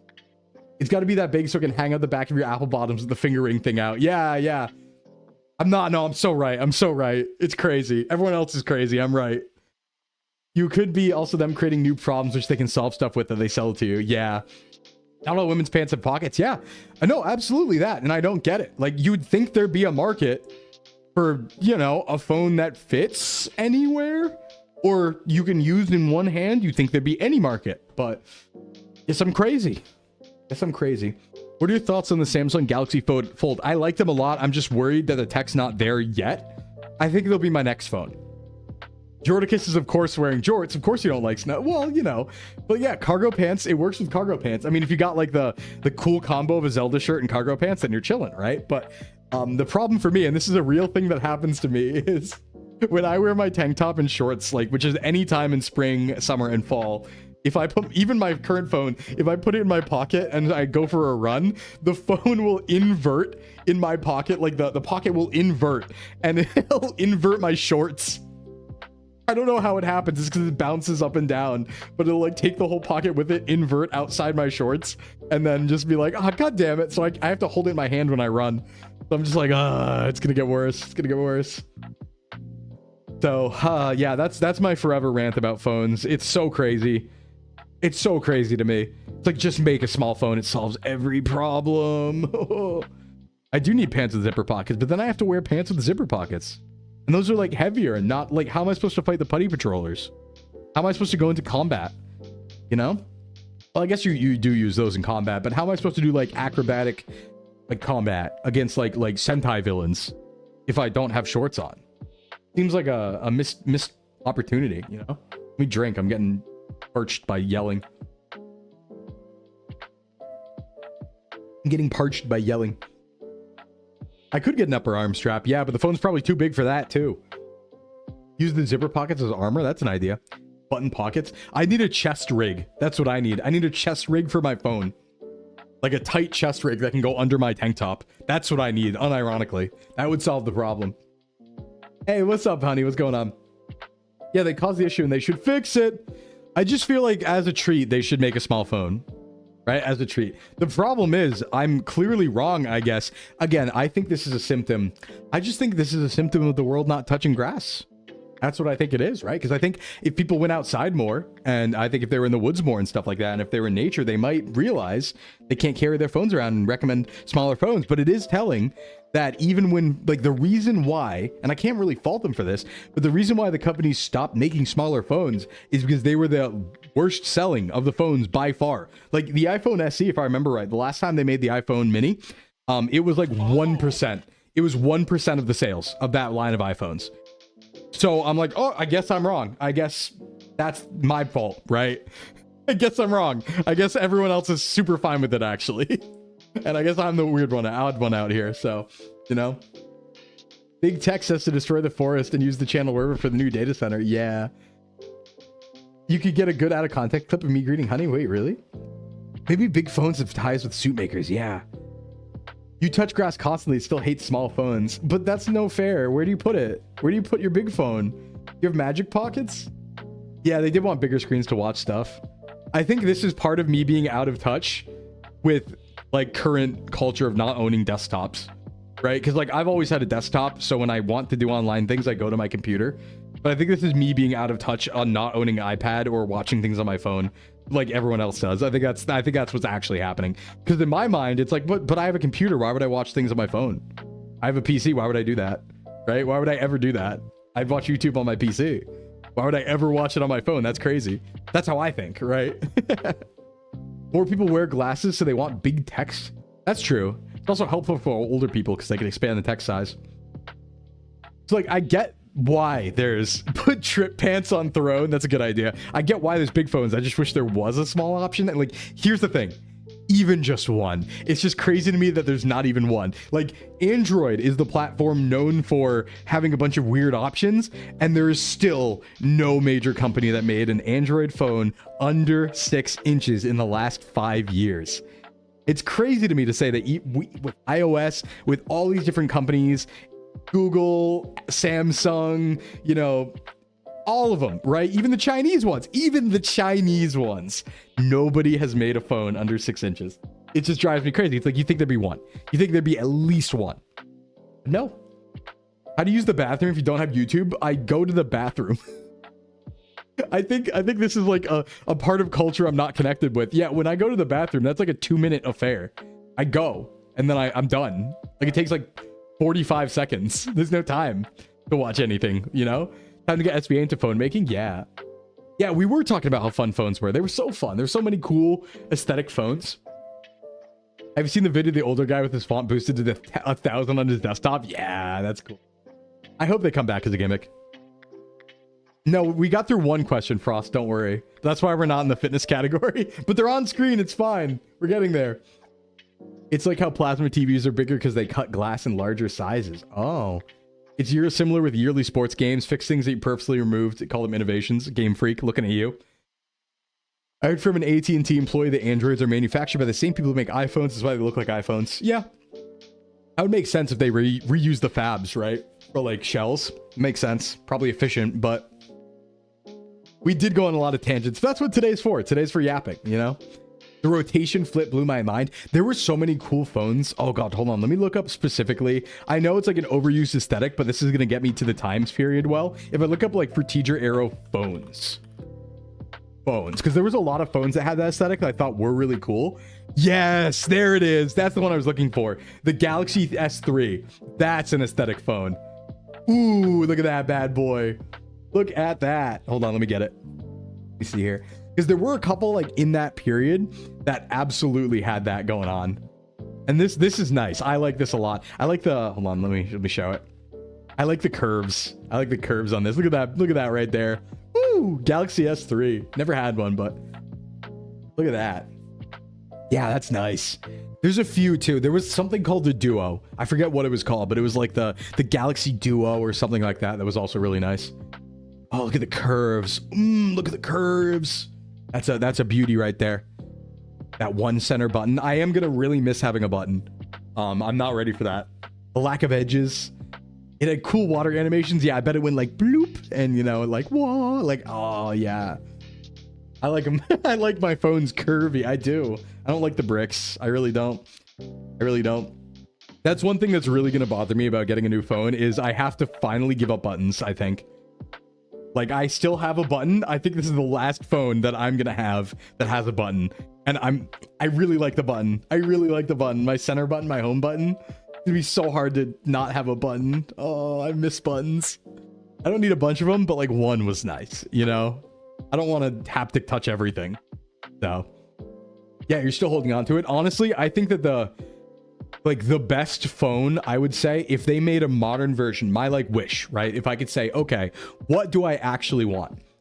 It would be the 2016 SE size-wise and button layout, but like more modern internals. That's all I ask for. I want the original 2016 SE with the button and the even smaller size. Ooh, that was an under 4-inch phone, I believe. Look at Sony Ericsson's. Yeah, the PSP ones. Yeah, those rock. Oh, I wish I had some. Let me find one. Sony Ericsson. That was a good line in general. I never had one, but like friends did, and they look so good. They look so nice. Oh my God, I almost screamed. Sorry, I almost moaned looking at these. That's not I almost went, ah! But, well, I guess I did it anyway, because I told you I did. But like, hold on, look at these. Wait, let me, let me open up a big, hold on. It looks, oh my God, I want them so bad. Look at these. Oh, it's so beautiful. The W series that had the button that starts your music. Oh, nice. I think someone's knocking on my door, but I'm streaming, so they can deal with it. Fortunately. Look at that. Look at these. Oh, these are pretty. I kind of like the square phones when they're like flip button phones, because I like curves on smartphones, but like these where they're square at the bottom, that's nice. These are nice. Weight, protein, potassium, insanely healthy macros. Nah, that's the 2000s phones. That's what we like to see. That's the stuff. Hey, what's up, Maple? What's going on? Yeah, these are good. The Ericssons are really nice. That's an error. That's an error right there. Okay, let's see here. We should answer some questions, I think. Let's get off the phone kick for a while. That's my rant. That's my rant. All right, let's answer some more questions. The W550, the flip out thing on the side, that's pretty cool. I like that. But I mean, like, these are still pseudo flip phones. I don't need like a full keyboard. I just want early smartphone where it had like 1 or 2 buttons. You're gonna get gigabit in a week? Nice. I have gigabit right now. It's really nice. Okay, next question. Is there a proper way to use the smooth rings in the knurling of a 45-pound bar? What do you mean by this? So the knurling, for reference, the knurling on a bar is like that textured area on the bar. What do you mean by the smooth rings in the knurling? I'm not sure what you mean by that. Your brain gets happy when pressing buttons. You miss the keyboard. Do you look like that IRL? Yeah, I do. I do look like that IRL. True. Factual. Factual. Real. Like a farmer's walk bar? I'm not sure what they mean by the smooth rings. Do they mean like the circles around the edge? I think like the only thing I could think of is they're trying to ask like how you put on a safety properly, because that can be hard and you have to go at it like you can't go at it from straight on. You have to kind of come at it from the side. They're built for that. But I don't know what this means, unfortunately. There's a smooth ring in the middle of it. I mean, it depends. Depends on the bar. But I'm confused by what they mean by use. Oh, you know what they might be saying? They might be saying like, is that somewhere where you place your fingers? That smooth gap. Okay, that might be what they're saying is like, is that a way to gauge width?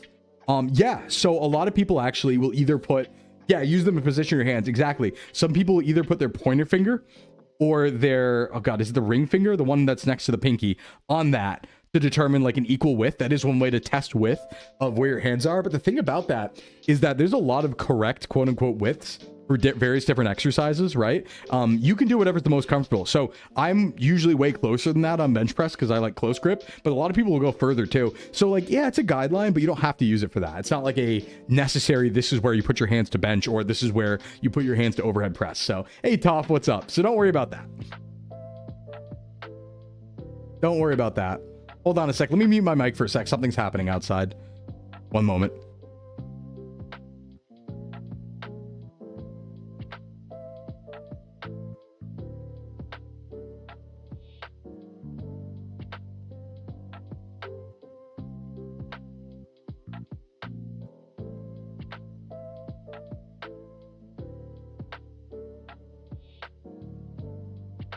Okay, I'm back.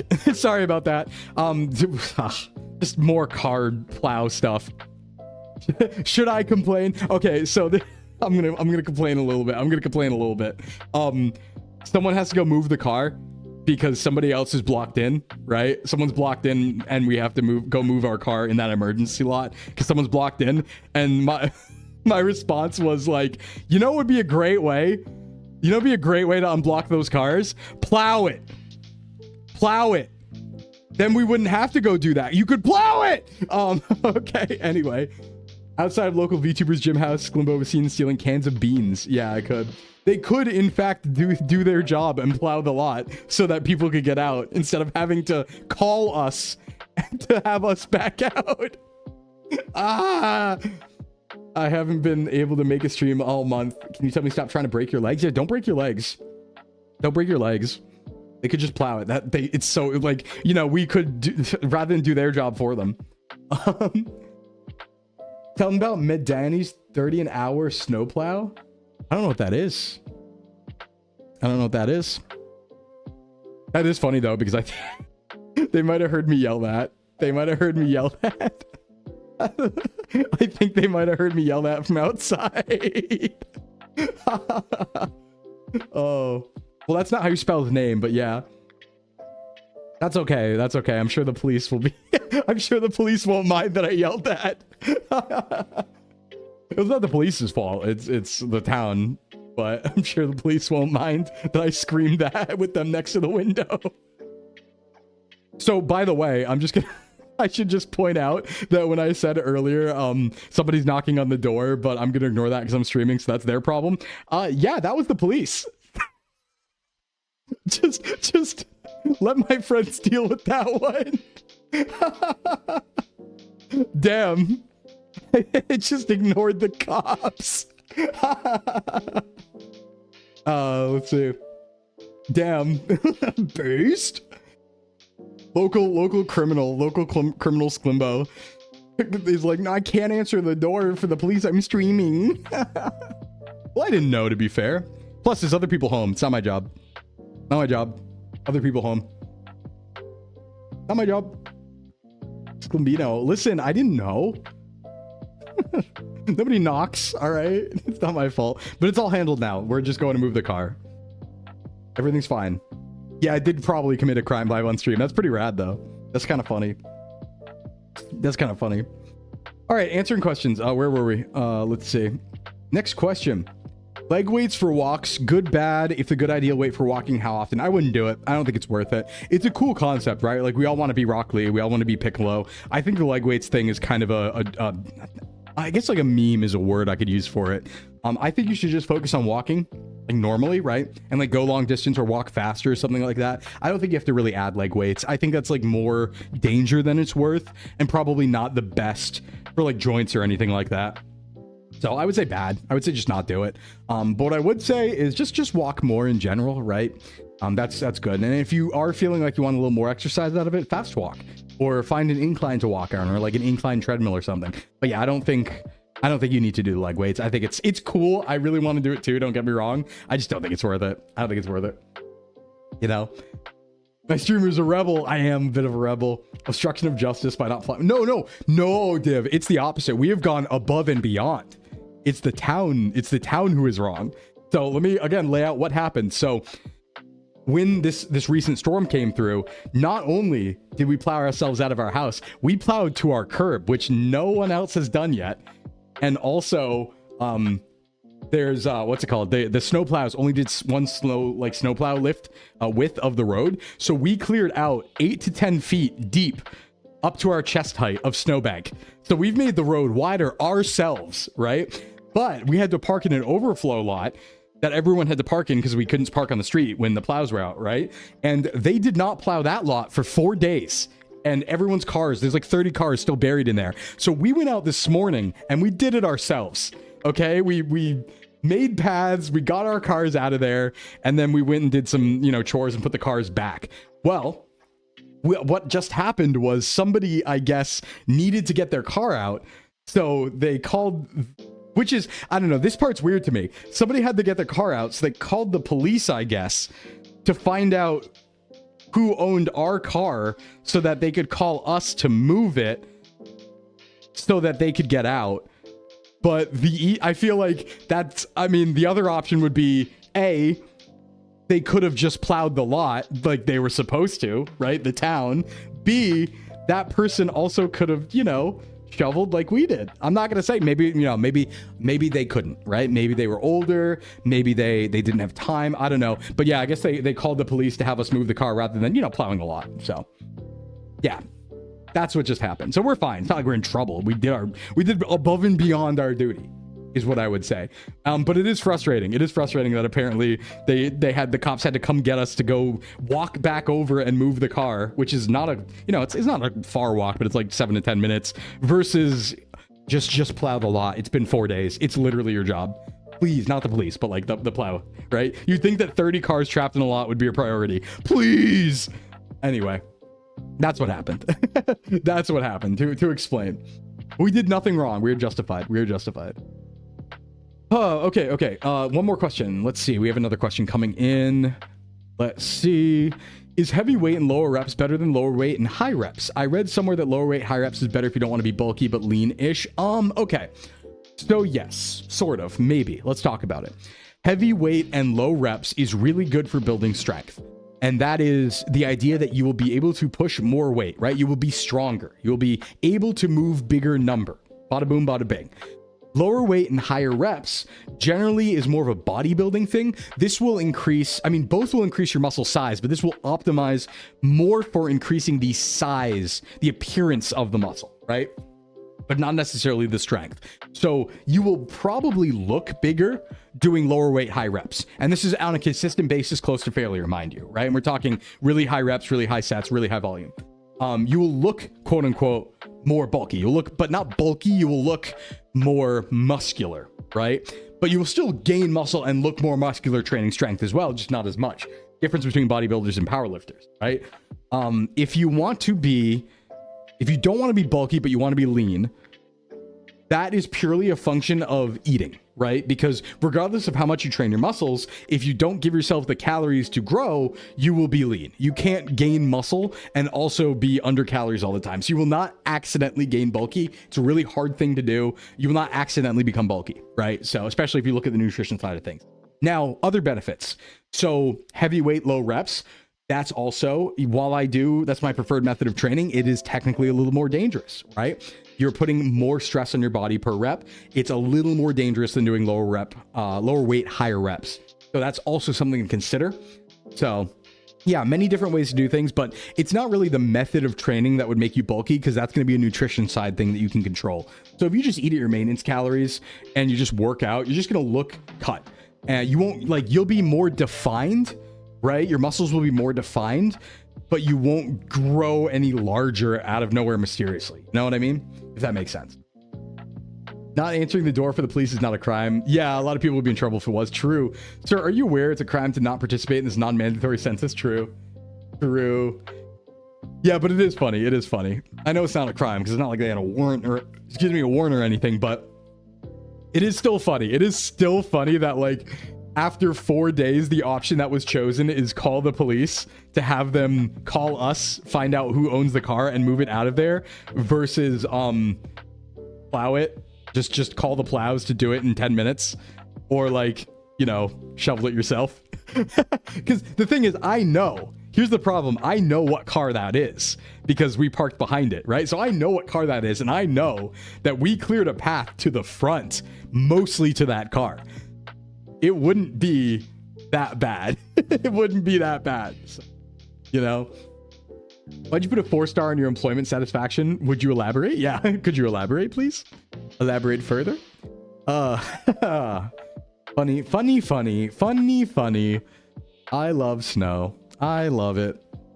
It's crazy to me too, because it's a 10-minute job. It really is. I think it'd be a 10 or 15-minute job to even just start to clear a path. It'd be so easy. But no. Alas. All right, let's take an ad break. It's been a while. We've gone 2 hours without an ad break. Everybody get a stretch, go to the bathroom, get some rest and all that stuff. Not get some rest, get a snack. We'll be back in 4 minutes. We're going to take an ad break, and I will see you on the other side. We're going to go get stretchies. Go get snack. BRB.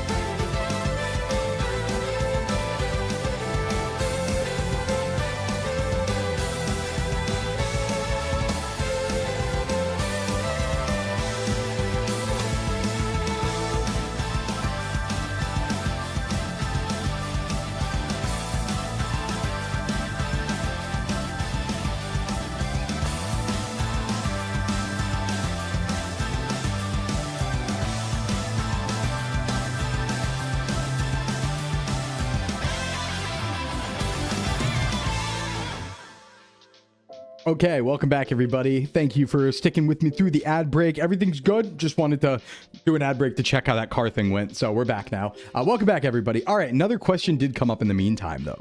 Another question. Hey, COD, how do you actually feel about those under-desk pedal cycles / ellipticals? Do you think there's an actual benefit, or is it a meme? You know, I have conflicting feelings. I think like half of them.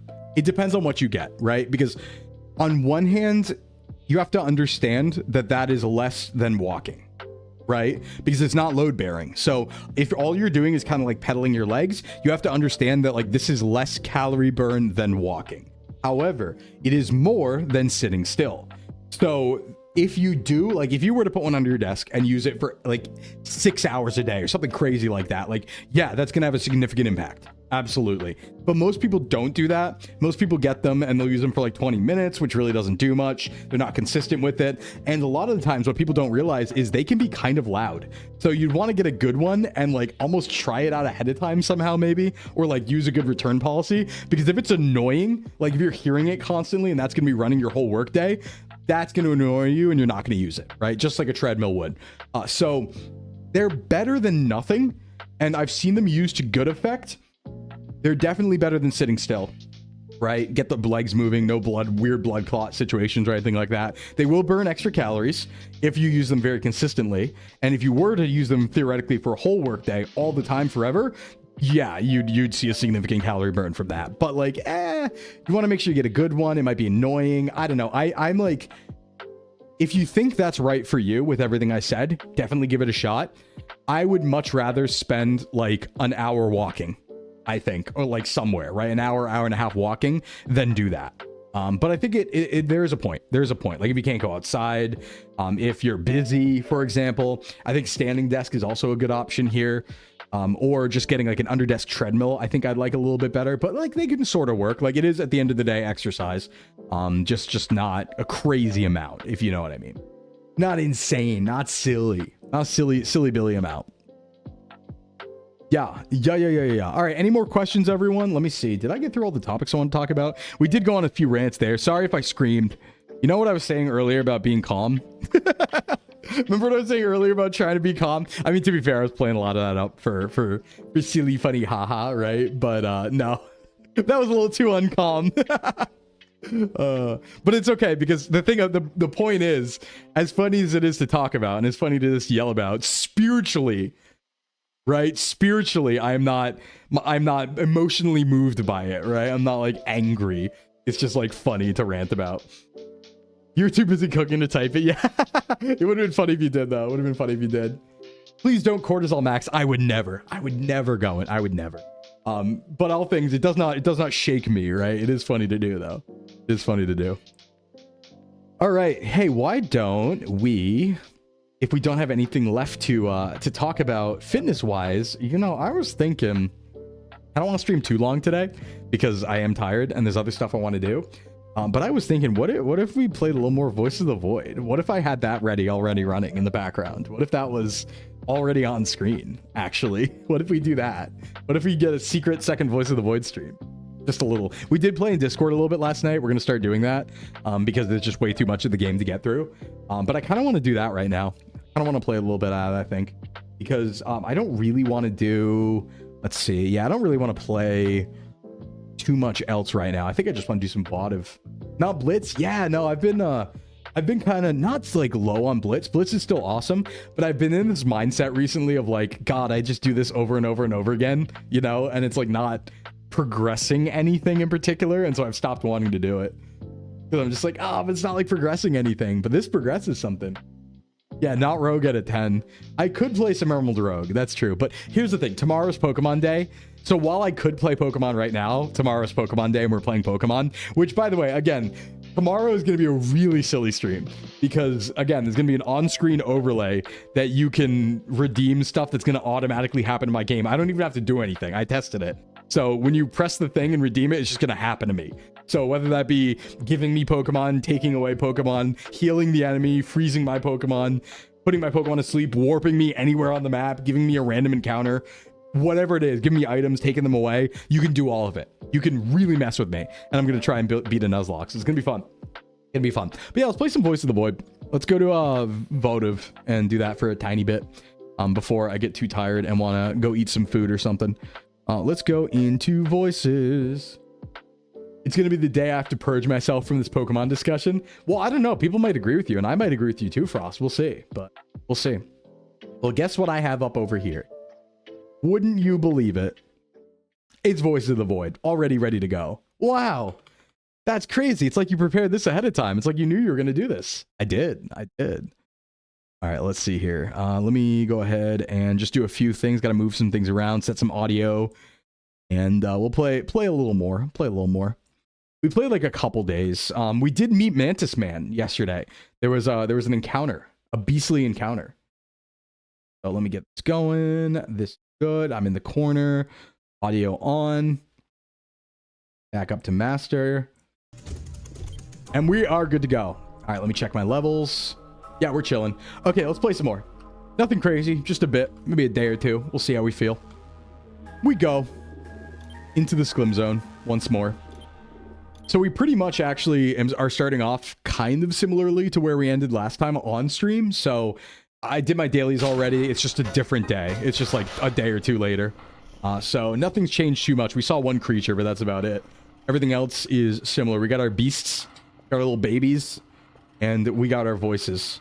No signal detector. We need to lock in a signal. This is doing nothing. So we start off. Oh, wait, actually, this was my extra one. I forgot about this. Get that in there and get this going. We have a lot of these. Oh, no, we sent off our big one yesterday. I forgot about that. So this is going. We'll start the day. One signal on the map. Only one. Maybe it's like a story signal or something.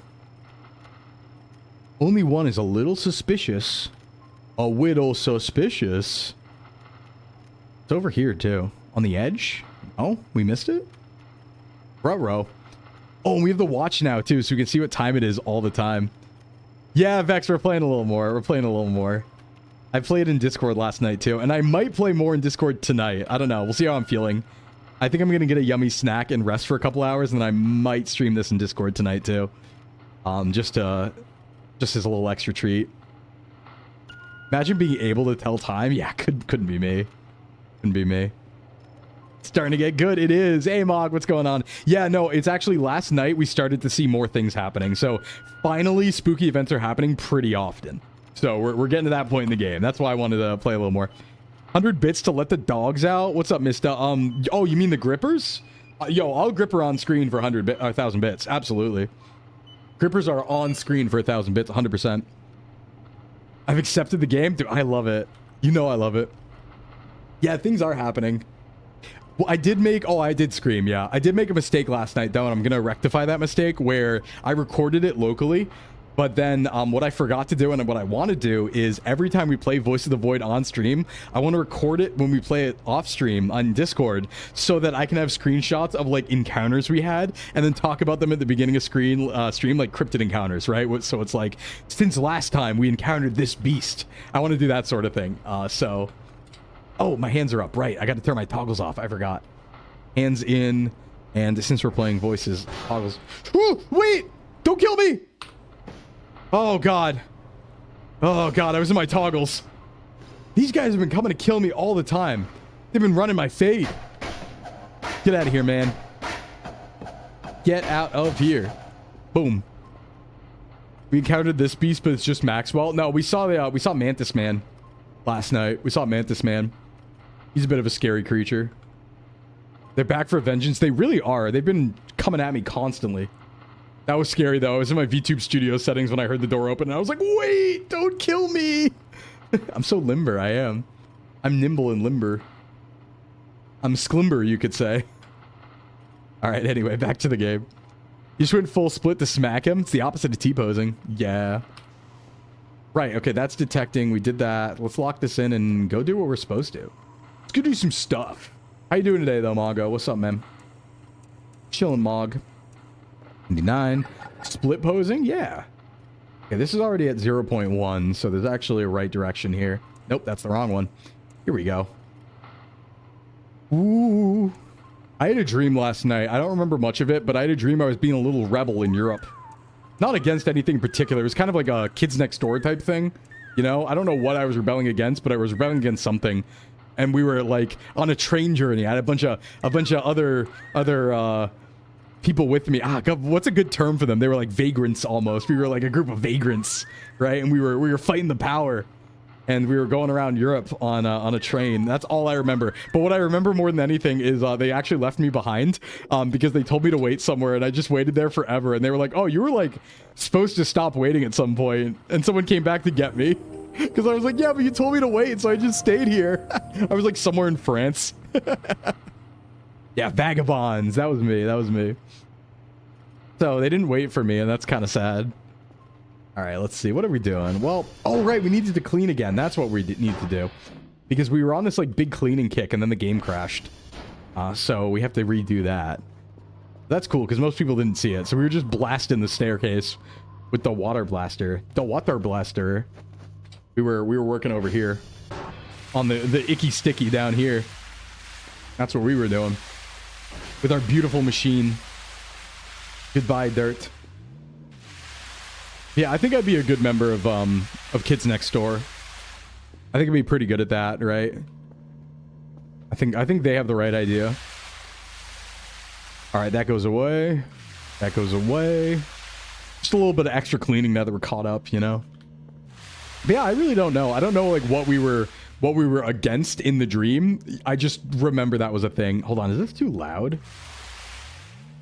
Maybe I'll put that down a little bit. The blaster's a little too loud. VTubers Next Door? Yeah, we should. Yeah, we should do like Kids Next Door, but it should be like we rally against people who don't like VTubers. And we fight them. That'd be pretty cool. I'd be on board with that. We're here to forward VTuber culture at all costs. Actually, somebody reached out to me and they didn't like sent me some questions about VTubing as like a project. They were doing like a college presentation and they were like, hey, you know, I want to ask some questions about like VTubing culture and stuff like that. And I was like, yeah. And they were really fun questions. A few of them had me thinking real hard. You love Power Wash Simulator? Yeah, I love Power Wash Simulator.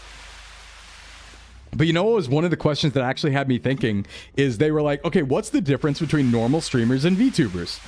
And I wanted to give a good answer. I wanted to give like an outside the model answer. And I was like, you know what's actually kind of a big thing that almost every VTuber does? And this goes for like 99% of VTubers, right? There's definitely some people who aren't, but VTubers are comedy focused versus regular streamers often being much more skill focused, I would say. I think that's like a pretty big difference. When I think about normal streamers, and this isn't everyone on either side, but this is definitely like a general rule. It's like a lot of streamers are about skill, right? They're about being good at the game they're playing. If anything, VTubers are often about being bad at the game they're playing, like comedic, right? And I'm like, oh, that might be something. I might be cooking with that one. I don't know. Show them a Bow the Whale clip in Neurosama. Yeah. Yeah, I can confirm. It's like, you know, our stuff's often just about being silly or like comedy. It's always comedy focused, right? There are definitely skill focused VTubers, but as a whole, I would say regular streamers are as a whole majority skill focused, and VTubers are as a whole majority comedy focused, I would say. Some could balance it being both skilled and funny. Those people are incredibly powerful. Yeah. Friend slop comedy. Yeah, absolutely. And I think another big one is that most streamers, and I might be wrong about this, but I would say most streamers are not variety streamers, but most VTubers are variety streamers. That's another big one, is like most people who are regular streamers will have a niche or have a genre, whereas it's not at all out of the realm of normalcy to see a VTuber being like, I make music and I do art and I do hand cams and I play 10 genres of games, right? We kind of do everything. I think that's another aspect. Are you a comedy focused VTuber or a skill focused one? You know I'm comedy focused. I'm bad at everything. I'm bad at everything. Come on. Come on. You've been through a stream. I'm bad. I stink. Yeah, and you have cooking stream on weekends. Yeah, exactly. Like, we kind of jack of all trades it. VTubers do a lot of the time. You know? Hey, what's up, Sky? Thanks for the check-in. Yeah, we have that working now. So there is a daily check-in now, everybody, and that's going to be a persistent...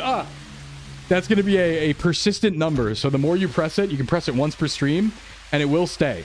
It will stay as long as you're logged in. So keep that in mind. Except lifting. Yeah, you know, I do have some expertise there, for sure. But, yeah. But, like, game skill-wise, yeah, it's more, like, comedy-focused, right? We'll do everything except touch grass, except me. There are more and more VTubers who are touching grass, though. And you'd be surprised the amount that want to. A lot of VTubers, like, don't touch grass, but want to. And that's why I have so many people, like, asking me about, you know, fitness stuff, especially other VTubers, which is great. Sclimbo, I've touched enough snow today. I'm good. I'm so good. Touched plenty of snow today, all right? Don't need any more. Don't need any more. Oh, man. All right, restore. Dosubby? Dosubby? Hey, Rivix, thank you for the resub. Dosubby? How you doing today? How you doing? This here. Are you going to bring the drone bag down for trash? Probably. We're getting there, though. I think I want to do this first and then do that another day. We're going to have to take it day by day, pretty sure. And here's the icky sticky on the walls. Get that out of here. Tackle it day by day. Working on the weekends. You want to pick it up for me? We're getting there in the trash scenario. We are really making big moves. Making big trash moves. You know? Like, look at this. We've almost cleaned this whole thing. We just need to, like, get some of this. Floor grime, and we'll pick up the rest later. But, like, yeah, we're getting there. Look at that. A beautiful cleaning job. This could use some, but... I've played House Flipper. No, I actually don't even know what that is. I've heard people talk about it, though. What is House Flipper? All right, I should do the upstairs now. If they ever did multiplayer, you know one person would only clean the base. Yeah. To be fair, if everyone was taking care of everything else, I would. I'd love to clean the base if things weren't happening. You know, if other people were doing the other jobs. Absolutely, I'd take that job. Oh, it's Home Renovation Sim. I think Malfi played that, or at least was intending to. Let me save, because we crashed last time. That would be fun. Oh, there we go. Oh, God. Come on. All right. And in the meantime, it's 6 p.m. now. Signal's probably locked in. Oh, yeah, it is. Bada boom. And we get the signals. And we get the signals. And the chainsaw. Yep. There's another hundo. That is at... Wait, did that work? Level 3? Yes, it is. Okay. Yeah, that'd be something I'd be into. I should try that. That could be fun. Gold to be gold. Grab this. Bada boom. Slam it in. Plug it in. Plug it in. We're pretty much so fast on signals now that we don't need to worry about it at all. We can get 3 in like an hour if we really lock in. So we should never, ever be out of signals, more or less. That's kind of a light one. Let me look for a heavier one. Kind of a light signal. Kind of wimpy. Kind of flaccid. Flaccid signal. Not about it. Anything over here? Kind of just scanning manually now. 3K this way? Sure. Sure. Oh, man. I need a good YouTube video to eat with today. I'm thinking that I'm going to order dinner. I didn't end up ordering a pizza. I made a pizza instead with those ingredients left over from the cooking stream. So I didn't get a pizza last night, which means I still deserve a yummy treat. And I still worked really hard and deserved a yummy treat, right? So I'm thinking about ordering out tonight because I only had breakfast before stream out when I was doing groceries. So, you know, rather than go through a whole brickin' and get off my schedule, I could just eat, I don't know, 1,300 calories or something else tonight. Oh, well, was leftover pizza good? It was all right. Yeah, it was pretty good. The crust really wasn't that awesome. You know what's crazy is, like, I really think you're better off, as much as there was, like, a big protein in the crust, don't get me wrong, when it came to that recipe we did, I think we're actually much better off just getting a regular crust. In fact, I think the calories would be lower. Because I did the math on the crust, and the crust was actually like a pretty significant amount of calories. It was a lot of protein too, but you can get actual pizza crust for cheaper, and it would taste better. And then you could still use the turkey pepperoni, you could still use the skim mozzarella to get protein in there. So I think that's probably the play, is just, especially for ease of prep, just buy pizza crust and then put that stuff on top as a topping. So, gotta rehydrate the crust. Yeah, it just wasn't, the crust wasn't that yummy. It was fine. Like, it wasn't like disgusting or anything. That was a mistake. It wasn't, like, bad, but it was just kind of flavorless, even with a lot of stuff in it. And I don't know why. Because we put a lot of powder in it, we put a lot of, like, nutritional yeast in it, put a lot of salt in it. It just didn't really taste like anything. And I don't get it. The Brickin' Pizza was much better, but it was also 1,000 calories. So I think the play would be make the Brickin' Pizza, but use a regular pizza crust. That way, instead of getting, you know, 90 grams of protein, you might have 60. Or something like that, but it's still going to be less calories, but you still get that whole Brickin' Pizza. I think that's probably the play going forward. That's the tech. So I might try that. I don't know. I probably don't want to go out again, so I might... Oh, I guess I don't want to go out again. I could walk to, like... something, maybe. Or order Subway. I could slap some Subway. Oh, we didn't do upstairs. Okay, hold on. The most we've done... All right, so we didn't do this. We got to get the upper walls. We got to get floor. Icky, sticky floor. Be gone. Right? Clean wall. Clean, icky, sticky floor. No gloop. No gloop on the floor. This goes up. This gets out of here. We're out. Crack the neck. A little tight today from all the shoveling. Your boy's a little tight. Can I get the window? No, I guess not. Window's just going to be yucky. Unless... Yeah, no, window stays yucky. Tragic, actually. Actually tragic and sad. Cry. Big cry. All right, here. Wait, what was that? You hear that? I'm hearing something. What is that? It's like a spooky warbling noise. Is it outside? Maybe it was just like a generator upstairs or something. Something moved. Mysterious. I gotta remember I'm leaving this door open like this. Something could just walk up behind me. Which isn't great, ideally. But gotta be careful. Oh, it was the vending machine. That's what's making the noise. Duh. Duh. This. The wall. We're gonna have the cleanest base in all of Sweden? Yeah, Sweden. Alright, restore. Ooh. How tight is yo boy? Pretty tight. Your boy's pretty tight. Pretty tight. I gotta get loosey-goosey with it. Hell, that was scary. But I think tomorrow's for getting loosey-goosey with it, right? That's Pokemon Day. I can get really loosey-goosey. And get real loosey-goosey. I also feel like I'm gonna take a good rest tonight. I didn't really have... I actually, yesterday, I did a lot of work. Did a lot of stream work. That's how I got, like, the Redeem setup and stuff like that. And I recorded a lot of stuff for, like, upcoming meet and greets and upcoming, like, CarrierCon promo videos. So I was recording a lot of stuff yesterday. I ended up working quite a bit. So I'm going to definitely relax this evening. I need it. Need it big time. We might stream in Discord later regardless because it's kind of chill. Like, last night was really chill in Discord, playing voices. Felt really fun, so... but I'm going to be excited to rest a little bit. It's reverse psychology. You leave the door wide open so the aliens get suspicious. Oh, that's true. Yeah, come in here. Come in, see what happens. You know? I feel that. Uh-oh. Now that's not normal. That's not normal. Oh, shit! What is that? That's the orb. Uh-oh.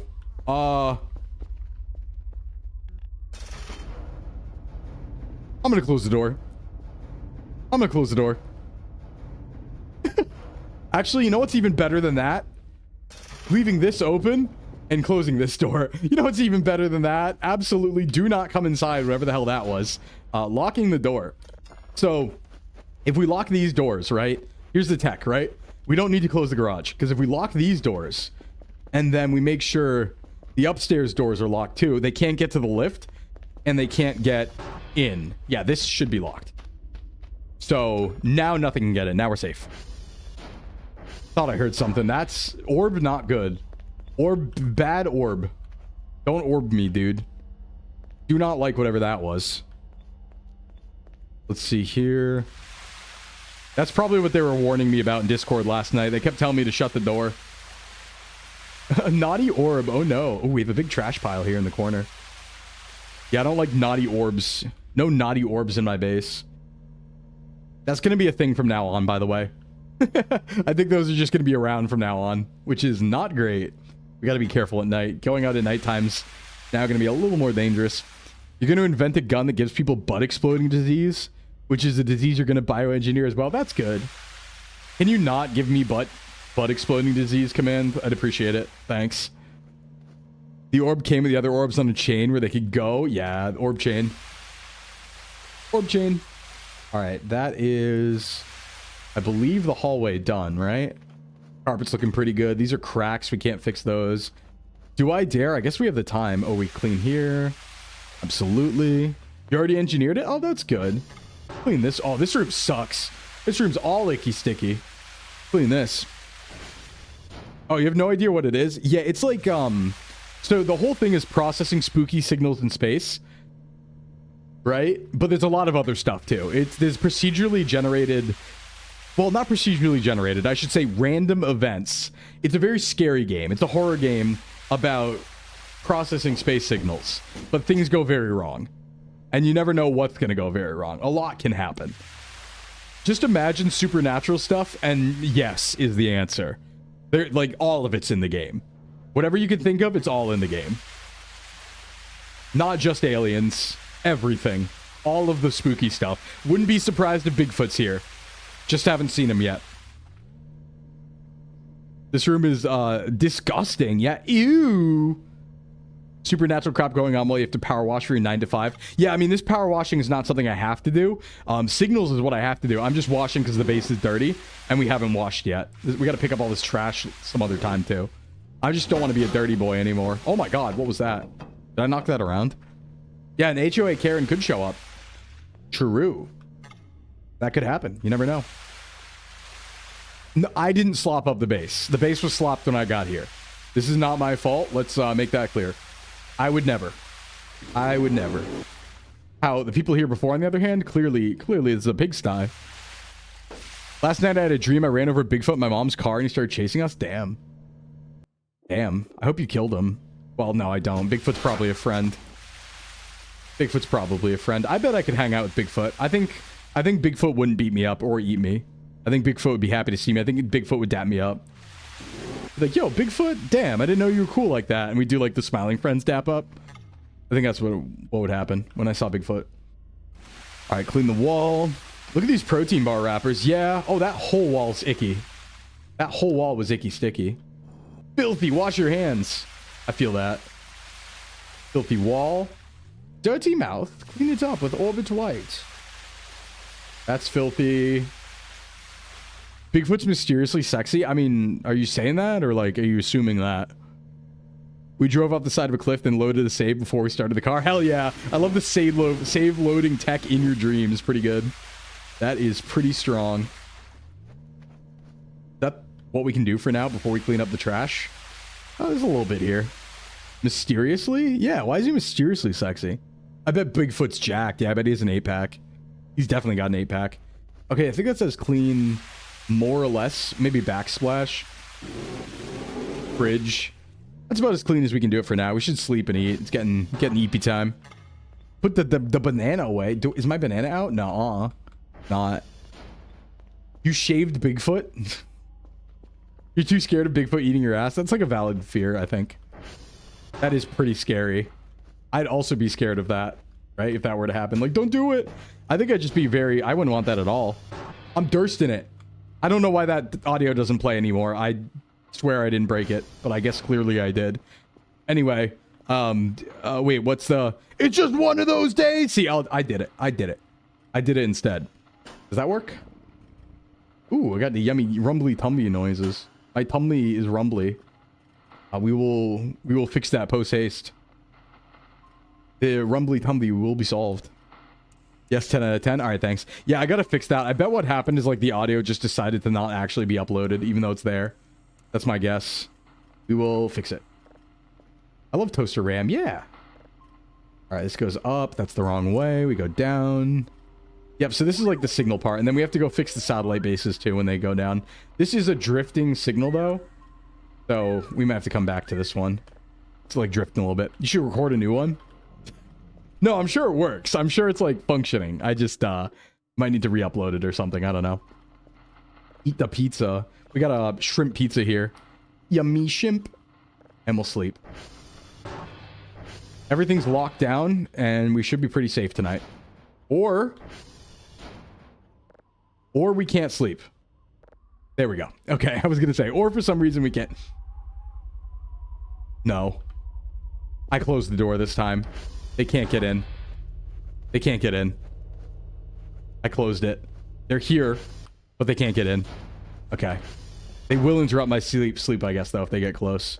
Gotta watch it. Come on. I sense something? Oh, no. Yeah, I do sense something. Okay. Go look around. Oh, jeez. It's the orbs. They're back. And that dude's outside too. No! That's the first time that's happened. I don't know how to fix those. Radio tower down. Hold on, which one? God, this orb's just... Look at him just floating around there.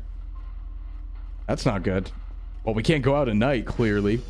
All right, hold on. Radio tower blew up. That's not good. That's TR check. Let's see. What was it? TRTW check? Is that tower? No. Okay, that is online, but working. It was CR check. Okay, so the main tower is still fine. I think it needs more spark plugs, though. Luckily, we have 2 of those. Luckily, we got 2 spark plugs. Oh, no. These orbs are really chilling, dude. Coming right for me. It can't get in, right? Wait. Where'd the mannequin go? Uh-oh. Surely it can't get in.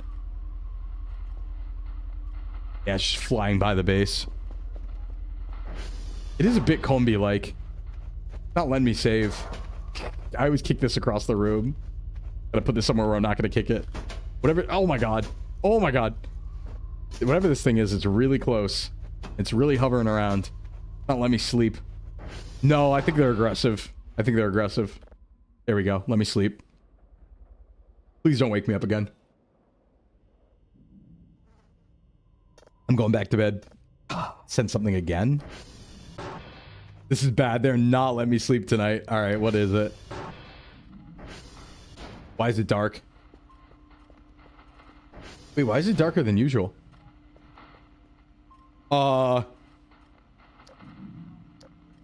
That's not good. Why is there advanced darkness outside? Oh, I hate that.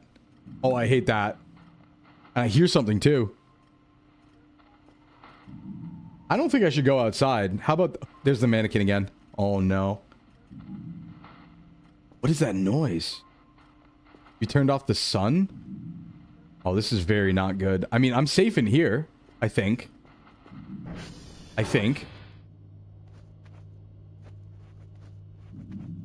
Yeah, that's bad. As long as nothing comes in. I can barricade myself in this room. Worst case, that's why... There's no vents in this room. That's why my sleeping bag's here. Because I can barricade. I can pull this over to the door. Yeah, I do not feel very safe. But the base is locked down right now. What is that? What is that? What is that? What is that? Oh, what is that? No, what is that? That's not the orb. Hey, what's up, Yuki? What is that? What is that? Oh! Oh, shit! No! Whatever that was, I'm not dealing with it, man. We're done. That's enough. We're done. It's fine. Close the door. Oh my god, it's still, I hear it. Nope. Yes, this game isn't ending. Yep, it is me, VTuber male. What's up, Yuki? What's up? Nope. Stand in here. They can't hurt me. Doors blocked. They can't hurt me. Doors blocked. No vents. They can't get in. I'm bleeding all over the place. Presses it, not expecting what you saw. Hey, what's going on? Yeah, I am the VTuber male. That's me. Hey, what's up, though? My name is Sclimbo from Sock's VTubing Agency. Good to meet you. What's up, Yuki? How's it chilling? Yeah, I know I'm bleeding. I'll live. Feels exactly like how night terrors come at me. I've never had that. That's terrifying, Free. Oh no, that's the midnight. That's the midnight delivery. We need to get that. What? It's here kind of early. I don't think it's safe to get, though. Open up. I might need to. Hold on, I can mantle this worst case. Okay, whatever that is, I just need to go quick. I just need to not look at it and go quick, right? Surely it won't be in here. Oh, this is gonna suck. Oh, this is gonna suck so bad. Hold on, is this still locked? Yeah, it's still locked. Nope. Absolutely not. Nope. There was many things out there. There were many different things I just saw. I saw a mannequin. I saw eyes. I think I saw an orb too. Absolutely not. Absolutely not. Okay, hold on. I can save now. Things got bright again. I think it might be gone. I think it's gone. Yeah, I think it's gone. Okay. That's not great. Let's see. Yeah, it's gone. Okay. And you need to go. Yeah, that was really bad. I'm not letting them in. Nuh-uh, absolutely. In fact, the orbs might still be around, so we're gonna hustle here. Go fast. Orbs could still be a thing. Be gone. That's my pizza box I forgot to put away. Kerfer, are you okay, man? That was kind of scary. You know what's great? The prices at Costco. Yeah, have a hot dog. True. That is great. All right, I think it's time we lock up for the night from now on. How about that? How about we never do that again? But I do need to clean up all my blood. I did kind of bleed everywhere during the events. Let me fix that a bit. This door always likes to be open. I can clean the floor.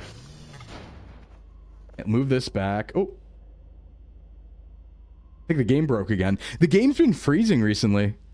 Does blood attract entities? I'm actually not sure. No idea. Unfortunately, I think the game just froze. We did just save, though, I'm pretty sure, so I could just reload. But yeah, I think the game just froze, which has been happening. Maybe it's something about the device? Oh, no. Me no, no. We'll reopen, though. It's fine. That's not what I'm looking for. I want this. Yeah, I did save just before the pickup. Okay, good. That's like 2 seconds. I just need to close the actual... Let me get Task Manager on this one. Task Manager, do your job. Kill this thing immediately. Where is it? Task Manager, blow up Voices of the Void directly. Goodbye. And then we reload. See as. Good thing we just saved, though. I gotta get on saving more often because it crashed last night, too. I don't know what's up. Kind of weird. Kind of weird with it, man. Task Manager, murder it. Put it in the box, Task Manager. Don't feed it snacks. Don't worry about the Omega warning. There's cognito hazards in this game. I just want to let you know. Administrator, install 50 instances of Bonzo Buddy. Damn, isn't it Bonsai Buddy? Or is it Bonzo Buddy? I don't actually know. I've never used it. Day 28, by the way. Day 28. Back in it. Hey, what's up, Noons? Sclambini. I gotta clean up all my blood. Spooky monster happened. Oh god, there's so much blood. Alright, hold on. Back in it. Oh yeah, there's a lot of blood. A lot of blood. That's right, monster's still gone, because we could save, so... should be fine. Oh, this guy. Oh, he's over here now. Look at that. Ain't that something? Sclorse? Yeah. It's me. You called it Bonzo Buddy? I mean, you can do whatever you'd like. The funny setting's on. I don't know why it's saying that. It's saying turn the funny setting on. I'm pretty sure it's always on. Almost definitely. I can check next time, though. Unless it turned itself off somehow. That'd be weird. Okay, back inside. So yeah, we bled all over the place, and we learned our lesson. Always locked down at night from now on. Oh, jeez! Oh my god, dude. These guys are... where are they coming from? These dudes keep just showing up. Where are these boys coming from? Everything should be locked down. Hold on. Maybe upstairs is unlocked again. Nope, that's locked. Where are these freaks coming from? That's annoying. I was trying to jump me. Don't kill me, man. Alright, blood. Oh, I do need to clear the blood in here, though. I don't like the blood, now that we're cleany. Now that we're clean boys. Did I bleed in here? No, I guess I didn't. Cool. They're checking my car insurance? Yeah, I guess so. Checking my vitals, dude. They're coming to hit me with bricks. They always try and hit me with this toolbox. That's usually what they try and do.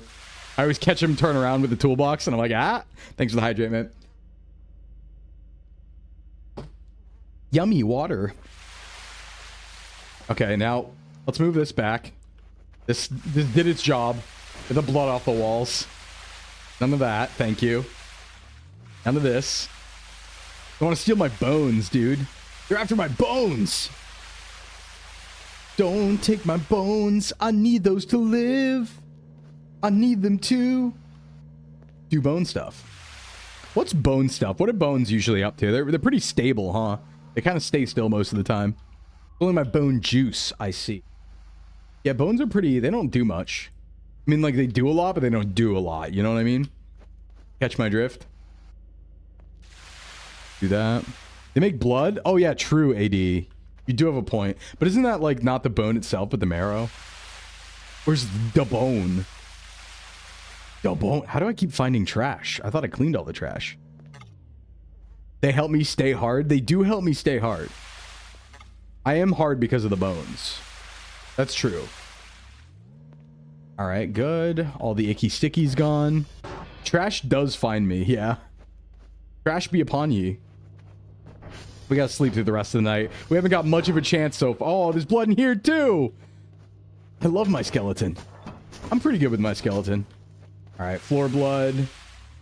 Kick that across the room. Floor blood. More floor blood. Extra floor blood. The cats are okay though.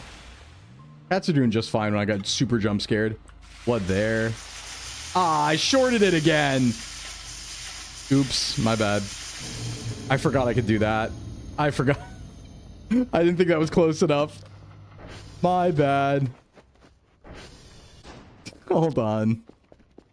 Keep doing this. That's all right. We have the breaker. We just flip the breakers. Everything's fine. We go bam, bam, bam, bam, bam. Then turn all the lights back on. It's cool. Wait, doesn't that unlock the locked doors? You're probably right, actually. You're probably right. It does. Uh-oh. Let's check. Uh-oh. That one's locked, so maybe not. No, we're good, actually. It does not do that. Uh-oh. No, we're fine. We're fine. This door likes being open all the time, though. Sure likes it. Maybe I shouldn't sleep with the lights on. I wonder if that does anything. And then this is the outside light. I guess we can have the outside light on. That's only safer. Although to get this one, gotta go in here. So scary when it's dark in here. All the time. This one. Desk.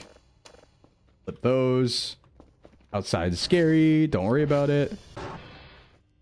Yeah, it didn't seem to be an issue, yeah. Well, to be fair, I didn't have a power washer.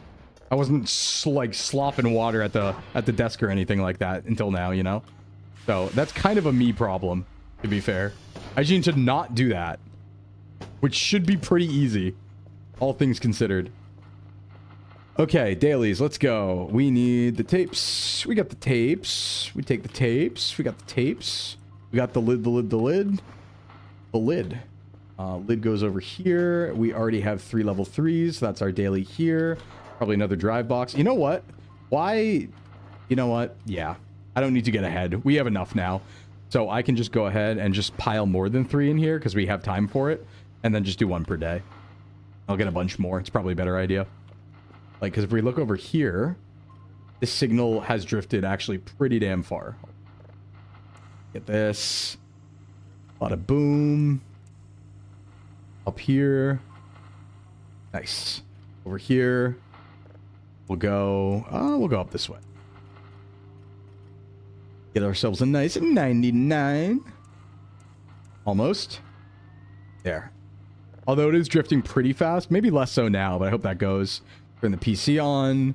That was midnight delivery. Ding ding delivery. Nothing in there. This.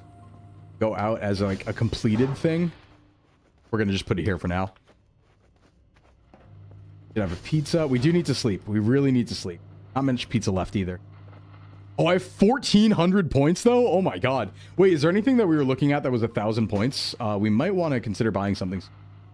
That's actually a really good amount of points. We got our weekly results too. Nice. Nice. Quebec, Victor, Romeo. Isn't that the exact 3 we did before? No, okay. Quebec, Victor, Romeo. Got it.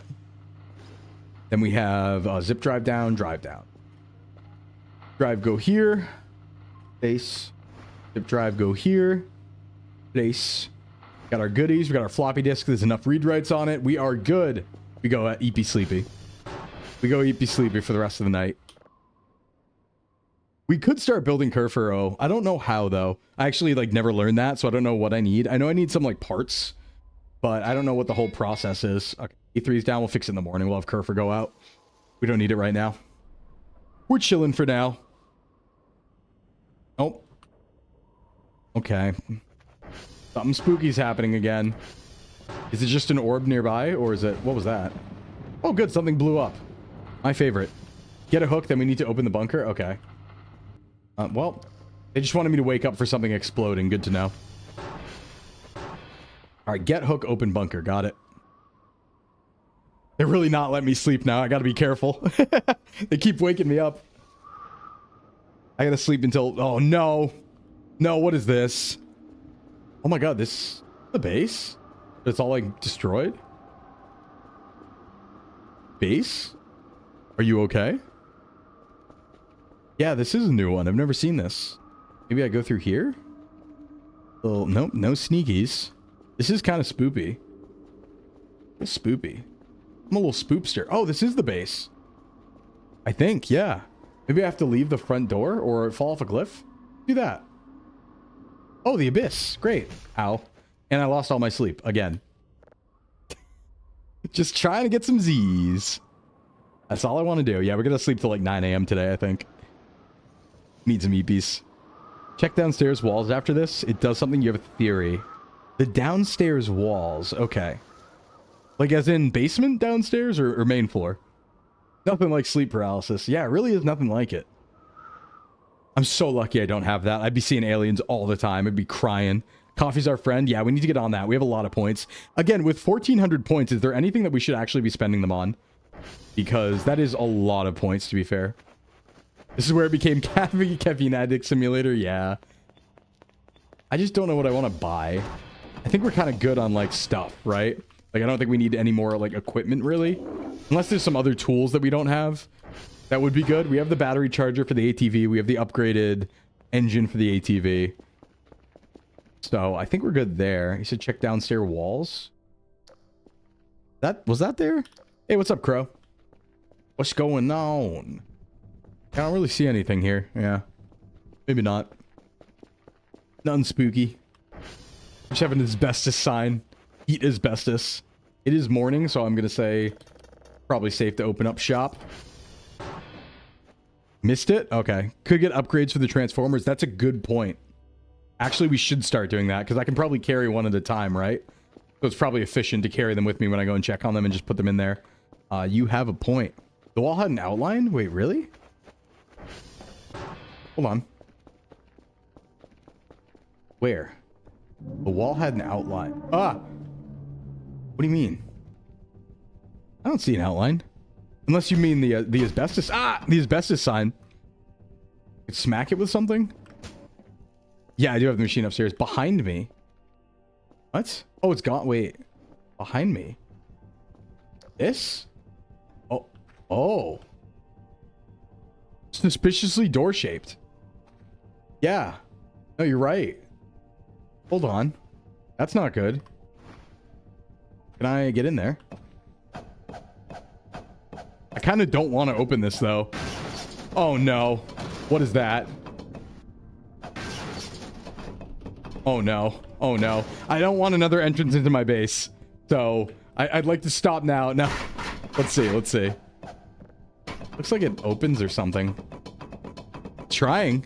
Rocks. Yep. Cannot use. It's something. Keep hitting it. We do have to do our dailies, though. Something's jamming back there? Yeah, kind of. Oh, there we go. Here we go.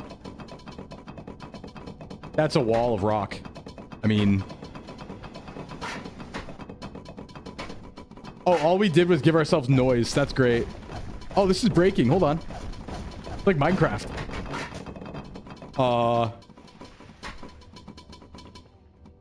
I've never seen this before.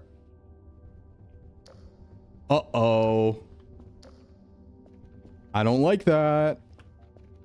I don't want more of my base to be open to things.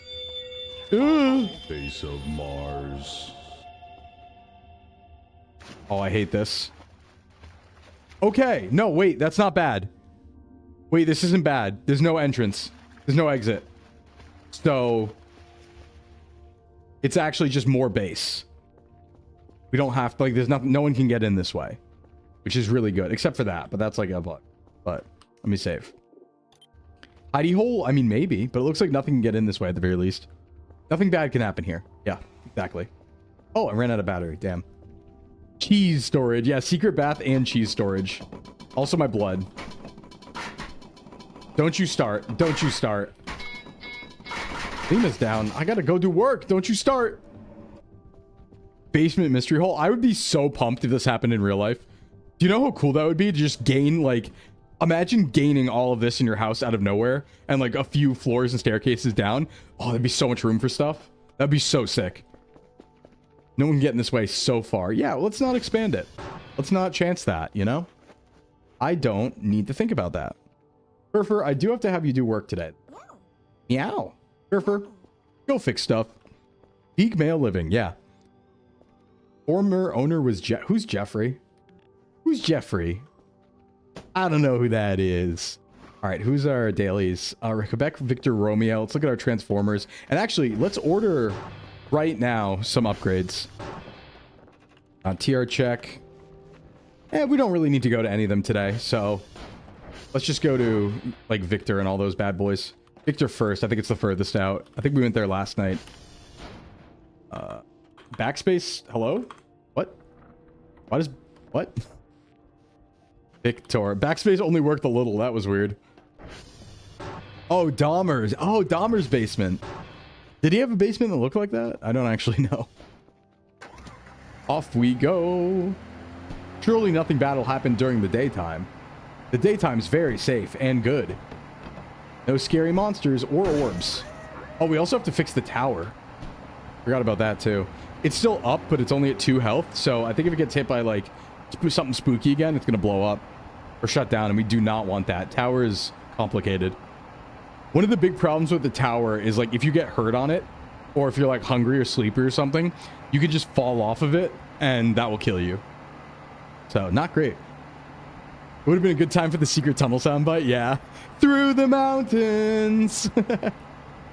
Oh, I love secret tunnel. I was actually thinking that if I do GTA RP again, like the next time I do GTA RP, I want to do a character like that. I was thinking about making like a total burnout, like, hey man, what's up? You know, like a conspiracy theorist in the woods, secret tunnel kind of hippie guy. I want to play that. I think it'd be a lot of fun. Yeah, I'm a base stays open while I'm gone kind of guy, because they can't hurt me when I'm outside the base, right? That's not my problem, so. Is this Victor? Yeah, I really want to do another GTA RP. That was a lot of fun. But yeah, I think it'd be fun. I think my next character, like, I mean, in VTRP, don't get me wrong, like whenever the next season of VTRP is, I will play Jordicus again. But if I'm in it, like if I ever do a different GTA RP, I think I'm going to play a hippie next. I'm going to play like a conspiracy theorist in the desert. Like, you know, the tinfoil, the government's listening, man. Like, I want to do that. Total like burnout. Oh, it'd be fun. It's all about peace and love. I think his name would be Peace, Love, and Understanding. Like, I think his first name would be Peace, Love, and his last name would be And Understanding. I think it'd be good. Carries a hunting rifle. All he does is eat bears and deer. No, he'd be vegan. He'd be vegan. For sure. Like, tie himself to trees and stuff like that. Protest against car usage. It'd be great. Get in trouble with the police constantly for like very minor things, but he'd be really indignant about it. Okay, this is Victor. SV. Next up is Victor Romeo. SV. What? My backspace stops working. What? SV. After what? SV target Romeo. That's weird. My backspace stops working after 1. Huh. Vitali Valentine, life love. No, I think it would be funny just for his name to be like peace, love, and understanding. Like a title. He named himself that. My name's Love, man. Yeah, I'm gonna get eaten. Yeah, absolutely. And I'd allow myself, if I'm getting like attacked by the wilderness, I'd like let it happen. Oh, that was in real ship. I'd be like, this is the natural way, man. Let it happen. It'd be really good. Peace L, understand L. L is for love. Yeah, Peace L, understand. That's a really good name, yeah. But no, in VTRP, I will play Jordicus again next season, whenever they do that. I want Jordicus' story will continue in VTRP season 3. Oh, there's Kerfer. There's Kerfer. Boom, boom, boom. Oh, jump it. No, don't. Ooh. Oh, I guess it's on the other side of the base. I always forget where these things are. I just let the map guide me. I remember when I first played, I didn't know how to SV target. That was the worst thing ever. I had to manually navigate this stuff. I was like crying. Commit to the bit? Which bit? I gotta commit to the bit, man. I just think you have to play, like, it's tough, right? Because you gotta play, I've been seeing a lot of posts from District 5 about people talking about playing characters that, like, it's hurting their voice, right? Like, a lot of people are having to take time off because they're playing characters hurting their voice. And it sucks because, like, you want to play interesting characters, but you also have to, like, stay in a range of your voice where you're not going to hurt yourself. So I think that's like something I could do, is like, I could probably keep that up all the time, man. Like, it's not too bad for my voice, you know, like total burnout. Jordicus showing up with the hippie hair and everything. Yeah, it'll be fun. It'll be fun to do Jordicus's back.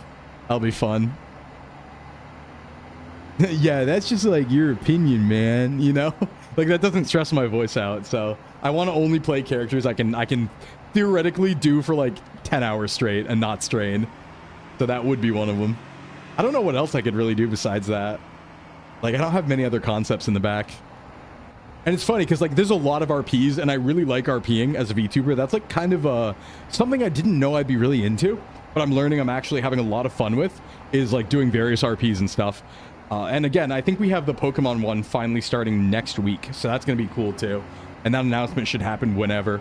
But yeah, I want to do a lot more of that. That's been a lot of fun. But I need a bunch of character concepts in the back just in case, you know? Just in case. Let's go up here. Yeah, Pokemon TTRPG. It's going to be based on, I think it's like Core System or something. I don't know. Or Fate. It might be Fate. But we have a professional DM running that one, and it will be a streamed series, so it's going to be really cool. It's going to be sick. Well, let's make him a Gligar. No, I'm not a Pokemon. I'm not a Gligar. It's people who have Pokemon, right? We're trainers. I am not Gligar. SV request. That's Kerfer. I know that's Kerfer behind me, right? Or there was just the door closed. Okay, yeah, it's door. We're safe. No scary monsters. None of that. None of that. Make him a Ditto pretending to be a trainer. No, I'm an actual person. I have the characters all written and ready and all that stuff. We've been ready for a while. We were just waiting on scheduling. So we are all good. Got your chili? Nice. I could use chili. I haven't had chili for a while. There was like this Campbell's white chili that I got from the grocery store recently. It was actually so good. Like way more than grocery store chili should be. I was like, ooh. Ooh. The mods have made you a Ditto? No. I'm not. I'm not a Ditto. I'm a big boy. Boom, boom, boom. Share with the class. Lots of vegetables in, so you're not missing much. Yeah, I'm kind of good with some. Hey, Kerfer. I'm kind of good with some veggies in chili, like peppers and like tomatoes and stuff like that. You don't really taste them. The Pokemon TTRPG I played years ago blurred the lines. Trainers could do Pokemon moves. I've done that before. It's like fine, but yeah, that is a way to do it. Hey, what's up, Az? What's chilling? What's chilling, buddy? Carrots and broccoli. Okay, well, hold on. Carrots and broccoli and chili? What, hold on. Is that chili? Can you have broccoli and chili? That feels wrong. It's like 4 Pokemon TTRPGs doing pretty okay. Yeah, I don't know what. I think we're doing like a core or a Fate system, like Fate Core or something. I don't fully know. I should probably read up on that before we do it. So I should know what I'm getting into. PTU. I'm sad that Pokemon 5e got shut down. The app made it easy to play. I didn't even know that was a thing, Cotton. Damn. Pokemon RP just sounds like right up my alley. 100%. But I'm really liking a lot of the game RP stuff going on. Like, we have a Minecraft server. There's another Minecraft RP coming up. And it's like an actual, not just an SMP server, but a full RP. And I'm going to be doing that pretty soon. That's going to be, unfortunately, it's going to be starting while I'm at CarrierCon. But it's going to be going for a few weeks. I think like 2 weeks, 2.5 weeks. So I'll be able to play for quite a while. I'm just going to be like 3 days late to the start. But I need to think of a character for that, actually. Ooh. It's like very fantasy themed. So I have to think like, you know, cleric, knight. I got to come up with a character. If you were to recommend a system for Pokemon, you'd recommend people homebrew monsters and other childish things. What's our favorite Pokemon today? I'm thinking like maybe Pinsir. Making classes use HP as a casting resource, giving it Giga Drain. That's crazy. The 3-letter acronym Pokemon TTE RPG Sclimbo, they're evil in spreadsheet hell. What you're doing has got to be better. Yeah, I think if I remember correctly, Fate is like more vibes-based RPing. If I remember correctly. Like I said, the person running it's a professional. They know what they're doing. Like I trust them to make all the right choices. We literally, I think, hired them. So Pinsir? Yeah, I think Pinsir today is my favorite. I think so. So eject. Yeah, I don't know when that announcement's happening, but the session should be next week. We just need final confirmation from someone, so should be pretty close. Target. That's Kerfer. Or what? Oh, there. Yeah, there's Kerfer. Wonder who's running it. Oh, well, you know, it's gonna be. It's fun. It's fun. Teehee. No, none of the. We haven't like announced it yet. I don't think so. It's a surprising group, I would say. I'm very excited. I'm very excited. It's an interesting group. That's for sure. All of us with a love of Pokemon, but with different levels of experience in Pokemon. Definitely some people you know. Definitely some people you know. Mix of agency and indies, I will say. But I don't want to spoil it. I don't want to spoil it if it's not announced yet, so I'm not going to say who is or isn't. The only professional GMs I follow are my friend group, so I'm not up on that meta. Yeah, I actually don't know if they were like a friend of somebody or if we hired them or what. Because like when I got to the server, it was just like, oh, hey, here's our professional DM. And I was like, oh, sick. Oh, awesome. Okay. That rocks. Sounds good. Pokemon Tabletop United. I've heard of that. Yeah. Happy to not be a knower. Yeah. Not being a knower is fun sometimes. It's hard being a knower. Sometimes I want to not be a knower. You know? But no, it's cool. It's cool. But yeah, the struggle of being a knower is I like to tell people things, right? Like I'm always like, oh, I want to tell people all the cool stuff, but I can't. No. But yeah, that's the burden of a knower, I would say. This goes in here. What do we got? Automatic systems alert. Wait a sec. Did 2 things go down while we were out there? For hook and bunker. Yeah, I don't know if I want to do that yet. Maybe later. I don't know if I want to start on that just yet. Where'd Kerfer go? Oh, it's going to take Kerfer longer. That's right. Oh, well. We'll see Kerfer when he gets back. We'll see him later. Let's get these dailies done. Boom, boom, boom. I think I just saw a rock move out there. Might be the rerolls again. That's Kerfer. I sure hope so, at least. And not someone coming to kick my butt. No, it's Kerfer. I hear him. Hey, Kerfer. Actually, I think there might be more for you to fix. No, maybe not. Guess not. Meow. Meow. Yeah, sorry. No hooks yet. I keep turning Kerfer on. Off Kerfer. There you go. I can't blow up Kerfer, right? Like, Kerfer can't take... Well, Kerfer, I guess, can have battle damage, right? Because I think there's some way to hurt Kerfer. I ideally don't want to do that, but, like, that could happen. All right. Oh, hold on. This... out. We had 20 read writes. Got plenty of those. That away. Slap that in there. Like a glove. Move, move. Hold. Wait, what? Move, move. It's not working. There is a way to blow Kerfer up. You'd be surprised how it works. Oh. Oh, no. Do I, like, feed him pizza? Do I feed him snacks? And he explodes? That's what happens with me. You feed me too many snacks and I'll detonate. They're like, poof. Blow up. A lot harder. Gotcha. That's good. I don't want Kerfer to be, like, easy to explode, generally. Like, generally, right? He's a friend. Don't really want that. All about that. Let's do this. This. This. I love this part where you're just, like, you know, working. You're just moving things around. Feels good. No killing the Robo Kitty. Yeah, I won't. Oh, right. Yeah, you pat him a lot, right? Is it like the cats where if you, like, pet Kerfer a lot, he'll explode? Which, fair, I do too.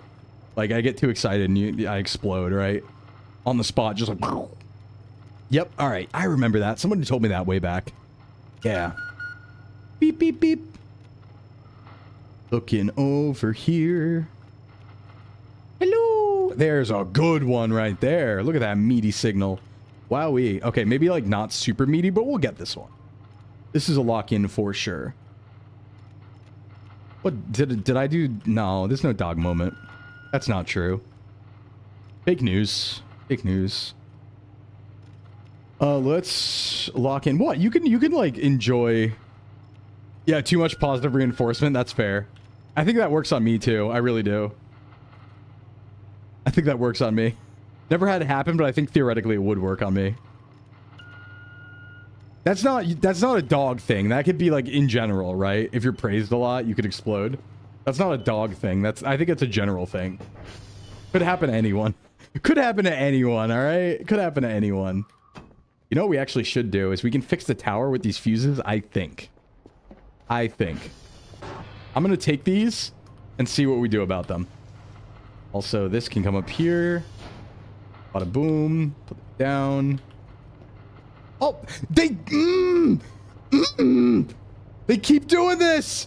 The rerolls keep coming in and knocking my table over. It's actually happened 5 times. They know that I want this table upright, and they keep doing it. It's so crazy. They know I like it upright. You think Curve could never knock this over, right? No way. Move it to the other side? Yeah, maybe if I make like a pathway. You know what? I'll put it against the wall this time. That'll fix things. That'll show them. I do like it upright. Hey, Dig. Hey, Digby, what's up? Yeah, there we go. I'd be surprised if Kerfer had like the strength, right, to knock that over. That'd be surprising. All right, come on, up on your axis. Come on. I hate flip tables. I do. They don't like my feng shui. Well, that's their problem. Come on. Oh, it's not moving. Pretty light when upright. Yeah, I could just never flip it. Maybe if I flip on this axis. Hold on. Maybe like here. I can pull it this way. Nope, that just moves it like that. Drag it. All right, what if I like come here? I do this. Pull. No. The flow of key is really bad. Yeah, it is. Flip, exclamation flip. Yeah. Try center bottom. This is like physics. Like here? Wait. Like here. Come on. Oh, yep, there we go. Oh, God. Just let me flip it. All right, we'll try again. Here. Stay. That's good. That's great. All right, this time we've changed our mind. This is now going up against the wall. You think alien feng shui works the same way? Maybe. Yeah, that was an oof. That was a bit of an oof. Use a rock as a stand-in for your hands? Rock hands. Oh, just like hit it with a rock a bunch? I guess that could work. And pizza. We do need more pizza. Goes away. Thought I heard something. Really nothing bad's out. It's not even nighttime yet. Here. Goes here. Yeah, physics drag it with the rock. Got it. Fuse. I think we're good. Yeah, we're good. That's our dailies. Those are the satellites rotating? Oh, I don't remember doing that. Why is there a jacuzzi? Oh, don't worry about it. It's my little shower. That's my little location. My little zone. All right, let's get up here. So I think I can fix this. I think I can fix this with fuses. I've never done this before, but I think I heard that the communications tower and the radio tower gets fixed on fuses. Used to be that you have to come up here and like press a button, but it does last a long time though. It hasn't gone down yet, but it did go down to like half health, so I don't want alien goo. Don't goo me, dude. No goo, dude. This. What? Why is it counting in space?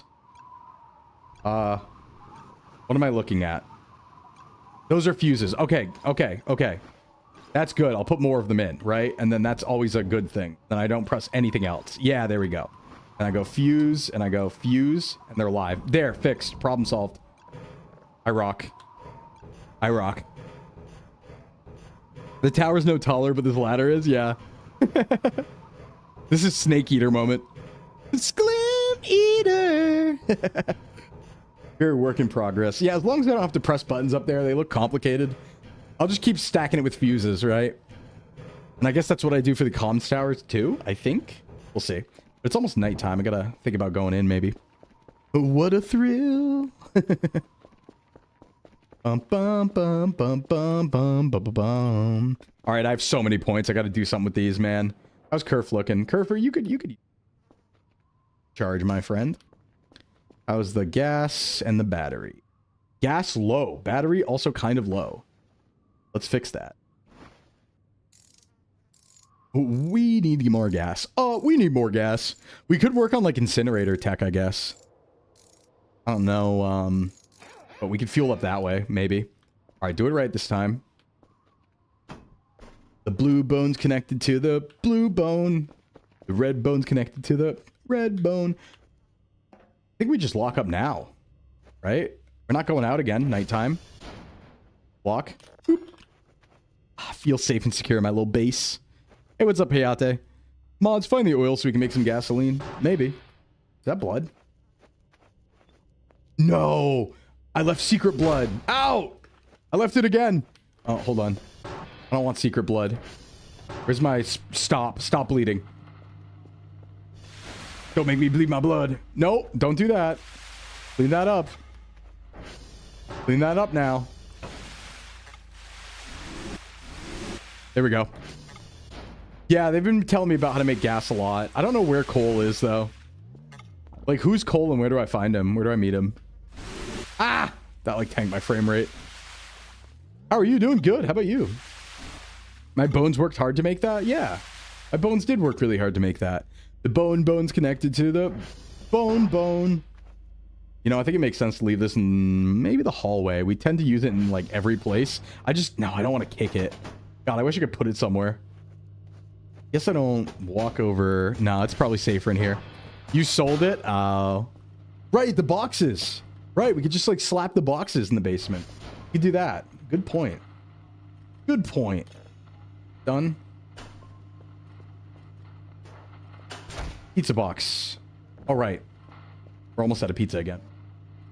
One more slice. But one slice of yummy pizza. And then this over here is locked in, but not locked in. Let's get this. Ooh, there we go. Come on, come on, come on. I want Subway. I do kind of want Subway, huh? Do you find coal in boxes? Yeah, do not use the good lift voice when praising my advice. Did I? My bad. I don't think I did. Did I? Crazy reading pizza. Yo, what's up, Wilson? Yo, I wish I was eating pizza right now. I didn't realize I did that. Did I do that? My bad. Oop, I messed up. I messed up big time here. Hold on. Oh, there it is. Right, I forgot there was an audio cue. I was like, I'm going to miss it, and then I have to find where it is again. You're not clipping to prove it? Sounds good to me. 99. There we go. Oop. Not as bad. Package received. Daily task. Yeah, we did all that. Computer's not working again. Boop, boop, boop. Ah! Sometimes when I save, it fixes it. Here we go. Nice. Okay. What do we need? We need more drive boxes. Let's get a big ding-ding delivery going on. 3 drive boxes. We need a battery. We need pizza. I'm stacking 2 pizzas. I'm talking 2 pizzas. A double pizza. That's not how you spell it. My backspace doesn't work. Or shrimp pizza. Ordered. Good. Very good. That's on the way. And we're actually going to need to open this one more time today. Go with the rechargeable batteries and a charger. Oh, that's a good point, Young. I forgot about that. I forgot about the rechargeable battery thing. Yes, I remember that from last. It was recharge battery and then charger, right? And battery charger, yeah. ETV upgrade, car battery charger. Yeah, we can totally afford that. I'll get that some other time, though. I don't want to do 2 deliveries back to back. Sounds dangerous in this game. Yeah, for the Arera. We're calling them areolas. Damn. Damn. Yeah, they might come and steal the shrimp pizza, but if it's closed, maybe not. That's kind of what I'm thinking. Like, maybe if it's closed, maybe not. Sun's going down. We gotta lock up soon. Swiftly, swiftly.